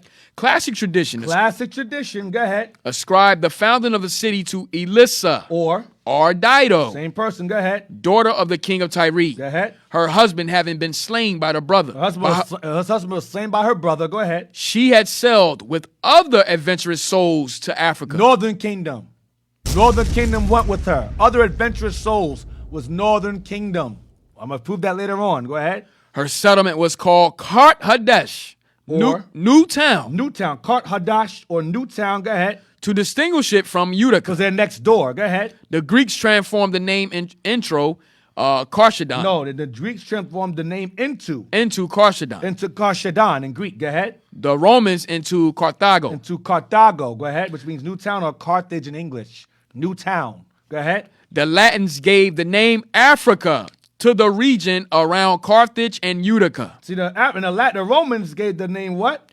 The Latins gave the name Africa to the region around Carthage and Utica. Because they conquered that region during the Punic Wars. Hannibal. When they conquered Hannibal, they named that area itself, that part of the continent, Africa. Then eventually the whole continent became Africa. But initially, just that part was called Africa. Go ahead. And followed the Greeks in calling it Semitic population. And they followed the Greeks in calling it Semitic population, not Hamitic, like Dido and them, but the Semites that resided there. What? Puny or Phoenicians. So the Semitic people that resided there among the Hamites by the Greeks were called Phoenicians. Some scholars refer to the Hamites as Phoenicians, but the true scholars of the past refer to us living in those lands as Phoenicians that traveled there with Dido when she fled from her brother that killed her husband around 813, 814, or some scholars say 840 BC. All right? That's where we at now. So that's our, they were there since the beginning of the city's civilization or establishment. Keep that in mind. Now, so I'm gonna wrap it up. I'm gonna wrap it up on that. We're gonna wrap it up on that. So I don't want to kill your brains. Do I want to go to that? Nah, I can go to that next week. We're gonna go into the Scythians next week. The Scythians. Gotta go into that next week. That's very important. Remember the house of Omri. Gotta keep that name in mind. I went on to that for a reason regarding Omri and Ahab. That name is very important to remember. All right? So, and the bishop brought it out last week about how the Scythians, well, the group of Scythians in that land were Israelites. So we're gonna get a bit more into that next week. I don't want to flood your brain, have y'all mess around and blow your brains out with too much information. So, hope y'all enjoyed today's lesson. We're back in the old world again. We left the new world. We're back in the old world again. So this chapter is gonna be entitled the Promised Lands, the Old World. So hope you enjoyed the class. Shout outs to the IT team. They did an excellent job. All praise to the Lord. Shout outs to the breakfast team as well. Brother did an excellent job as well. Kat, announcements? All praise to the Most High. Thank you. We appreciate you guys out there. Also, if you want to donate to the Booster Club, you can donate to IUIC.fundraising at IsraelUnite.org. Once again, you can donate to IUIC.fundraising at IsraelUnite.org. If you'd like to contribute to our Hidden History show, you could donate to IUIC.NewJersey at IsraelUnite.org. Also, just put it in the description, our Hidden History show, to help us assist us in getting certain these books and upgrading our radio show. We thank you, Israel, as usual. Thank you, brothers and sisters, for attending. Without you, we cannot do this. All right, Israel, shalom, and Most High in Christ bless. Shalom, Most High in Christ bless. Thanks for watching.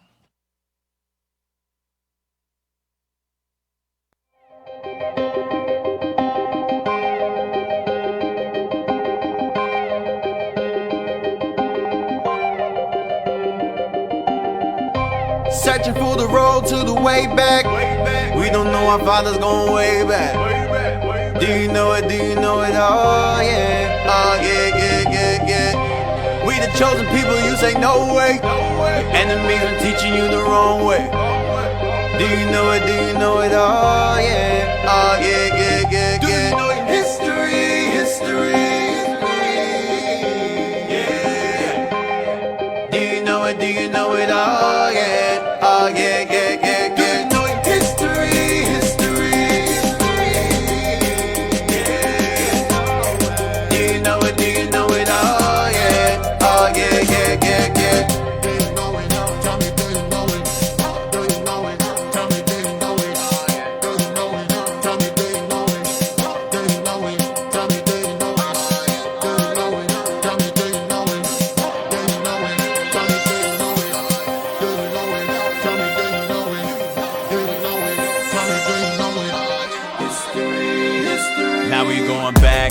He done on my back for sure.